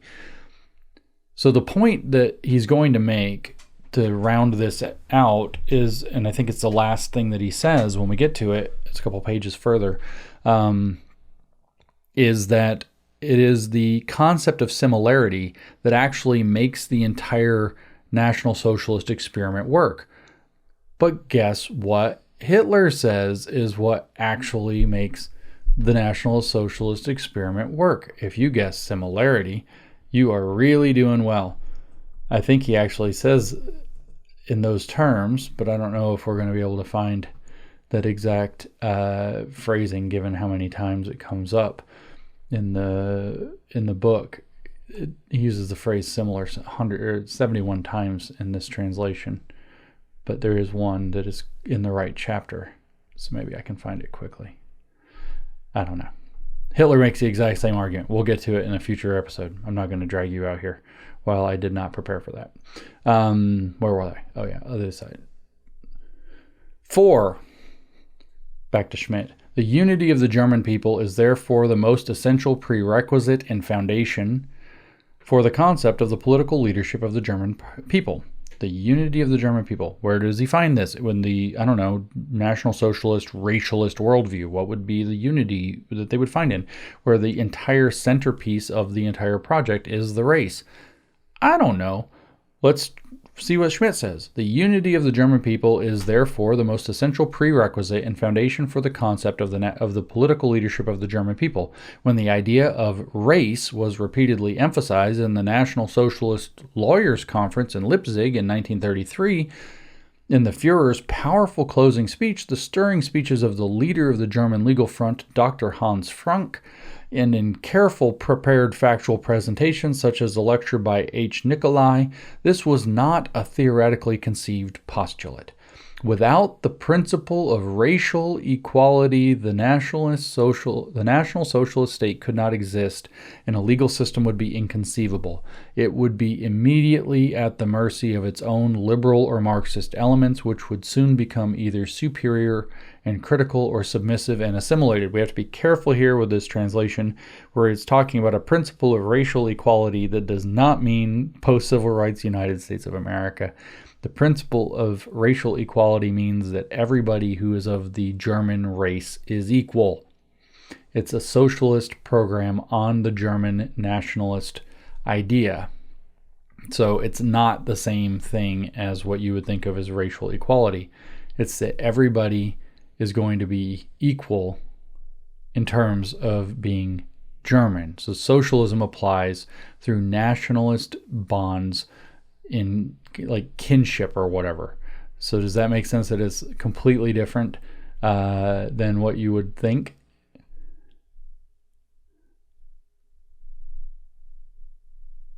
For lawyers, he says, who shaped the new German law, it is particularly important to be aware of the systematic power of this concept of similarity, which permeates all legal considerations. The notion of the normative binding of judges to a law has become theoretically and practically untenable in essential areas of practical legal life. The law can no longer provide the predictability and certainty that are essential to the constitutional concept of the law. Certainty and predictability do not lie in standardization, but in situations that are assumed to be, quote, normal. From all sides and in countless circumstances, so-called general clauses and vague terms are finding their way into all areas of legal life, even into criminal law. So the following terms, I'm not going to say quote between each one, are considered suspect and problematic by Carl Schmitt.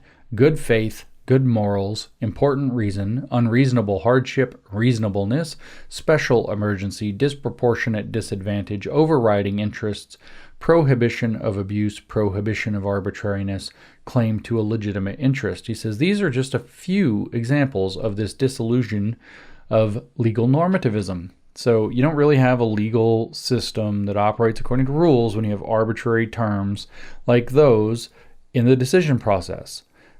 So somebody needs to make a decision anyway. Why leave it in the courts when you could have an executive deciding things in the first place? Such general clauses, he said, have long since become inevitable and indispensable. They determine the overall picture of our administration of justice in both private and public law. A recently published 1933 work by the general law professor Habenmann, which is The Search for General Clauses, gives a vivid impression of the enormous spread of these clauses. It warns in serious terms the danger of a complete dissolution of law into normatively indeterminate and unpredictable generalities. So that's his claim, is that the law needs to be predictable for everybody or they're not going to trust the law. Here we have all this vague stuff, so it's not going to be predictable.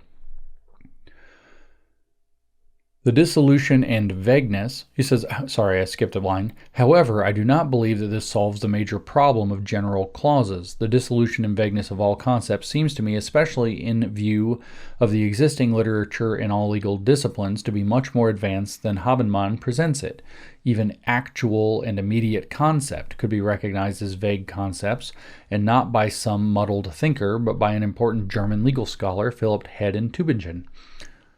In legal theory and practice, we have already reached the point where the epistemological question arises in all its practical seriousness as to how far a word or concept used by the legislator can actually bind the occasional judgments in a truly predictable manner. We found that every word and every concept immediately becomes critical, uncertain, vague, and fluctuating when different minds and interests assert themselves more subtly in a fluctuating situation. So that should sound familiar to us with the way the Marxists have abused our languages, or our language, I guess. In particular, our entire administrative law is dominated by such vague terms that are not bound by norms, but by situations such as public safety and order, endangerment, emergency, proportionality, etc., as well as terms such as duty of discretion, arbitrariness, and prohibition of arbitrariness, are so unpredictable in cases of conflict that they themselves can become arbitrary. Seen in this light, there are only undefined legal concepts today. No one would claim that it is possible to return to the old belief in a factual and unambiguous standardization of all conceivable cases that has been established in advance and is always predictable. So the law isn't perfect, therefore put it in the hands of the Führer. The situation and the illusion of a legal system that can capture all cases and all situations in advance in a factual and unambiguous manner cannot be revived, and indeed the idea of a clear codification or standardization is hardly feasible today. So he's literally doing a critical legal analysis and saying that, well, the solution is that we should just get rid of the legal system the way that it is, rule of law, and replace it with a system that's predictable in the sense that it is run by the party. Quote, a return to foreign positivism is out of the question, he remarks, quoting Philip Head, and saying he rightly argues, thus the application of justice is caught between Scylla and Charybdis. The only way forward seems to lead into the unknown and to stray further and further from the solid ground of legal certainty and the rule of law, which is also the basis of juridical independence. A return to formalistic belief in the rule of law, which is considered meaningless and has long been overcome by history, is equally out of the question. So we don't have anything we can do about the fact that our law has been criticized and eaten itself alive, he says. There is only one way forward, he gives. The National Socialist State has firmly committed itself to this path, meaning the only one way forward, and State Secretary Streifler has given it a clear slogan. In the slogan, not legal reform, but legal form. If independent administration of justice is to continue to exist, and it is nevertheless impossible to ensure that judges are bound by predetermined norms in a meaningful and automatic way, then everything depends on the nature and type of our judges and civil servants. This should ring true to why the Nazi experiment is an interesting question for the American circumstance now. He says this has never had such a decisive significance as it does today. Even in the former liberal democratic system, there was no lack of ethical and moral demands placed on the higher personality of the judge, but this remained empty rhetoric because people only spoke of personality in general terms, and the word in the service of liberal individualism only had the meaning of, quote, the people, and not the specific meaning of, quote, the individual, in order not to have to distinguish between things that are similar and dissimilar. So we do have a similar problem. We have judges that are highly political, that are not interpreting according to the same standards of law, whether that's originalism or other theories, a living constitution or whatever else. And so it's difficult to know what the courts are going to do and what they're not going to do. So his claim is there's no way to clean up the courts. So this is a intractable problem, but the National Socialists have a solution, which of course is a total state, their tyranny. He says the actual substance of personality must be defined with certainty. In other words, if we're going to have judges, we better know exactly how they're going to rule on things in advance. And can tell you which one it's going to be in the National Socialist state. They're going to agree with the Nazi Party. He says, and it lies in the obligation and similarity of every person entrusted with the presentation, interpretation, and application of clear law. Out of the inherent necessities of legal work, the idea of similarity will permeate and dominate all public law. It applies to the professional civil service, to the legal profession, which is involved in the maintenance and shaping of the law, and to all cases in which members of the national community are active in administration, the maintenance of law, and legal education. Above all, it will ensure fruitful cooperation in the formation of the new, quote, leadership councils that are to be established. Remember, the leadership councils are not deciding bodies, they are advisory bodies that the leaders then use, and they have no decision-making power of their own. We know not emotionally, he says, but also on the basis of strict scientific insight, that everything that is said is the expression of a specific thought. It is an epistemological truth that only those who were able to correctly interpret words, correctly hear utterances. Do you guys get this whole postmodern relativism thing, right? The woke vibe here. So everything that is said is the expression of a specific thought. It is an epistemological truth that only those who are able to correctly interpret words, correctly hear utterances, correctly spell words, and correctly evaluate impressions of people and things are able to live in a refined, artful manner, down to the deepest, most unconscious stirrings of the mind, but also down to the finest fibers of the brain. Human beings are rooted in the reality of their ethnic and racial identity. Remember, Charles Haywood said he's not really a Nazi, and it's not interesting. So he says, do you know where this argument's going? Can you follow it? So everything that's said follows a thought. That all comes down to how you interpret the things, and only people who have the correct ways of interpreting can live in a good way. But down to the deepest, most unconscious stirrings of the mind, where all that happens, down to the deepest fibers of the brain, he says, human beings are rooted in the reality of their ethnic and racial identity. So only the people with the right ethnic and racial identity are going to be able to live in a refined, artful manner. You get it? The human being, he says, is influenced by this dual and contradictory nature in the deepest unconscious movements of the mind, but also in the smallest brain cells. Not everyone who wants to be objective and who believes with subjective good conscience that they have tried hard enough to be objective is objective. A stranger may behave as if he's trying hard and may make astute efforts, may read books and write books, but he thinks and understands differently because he is of a different nature, and in every decisive train of thought he remains within the essential conditions of his own nature. That is the objective effectiveness of, quote, objectivity. So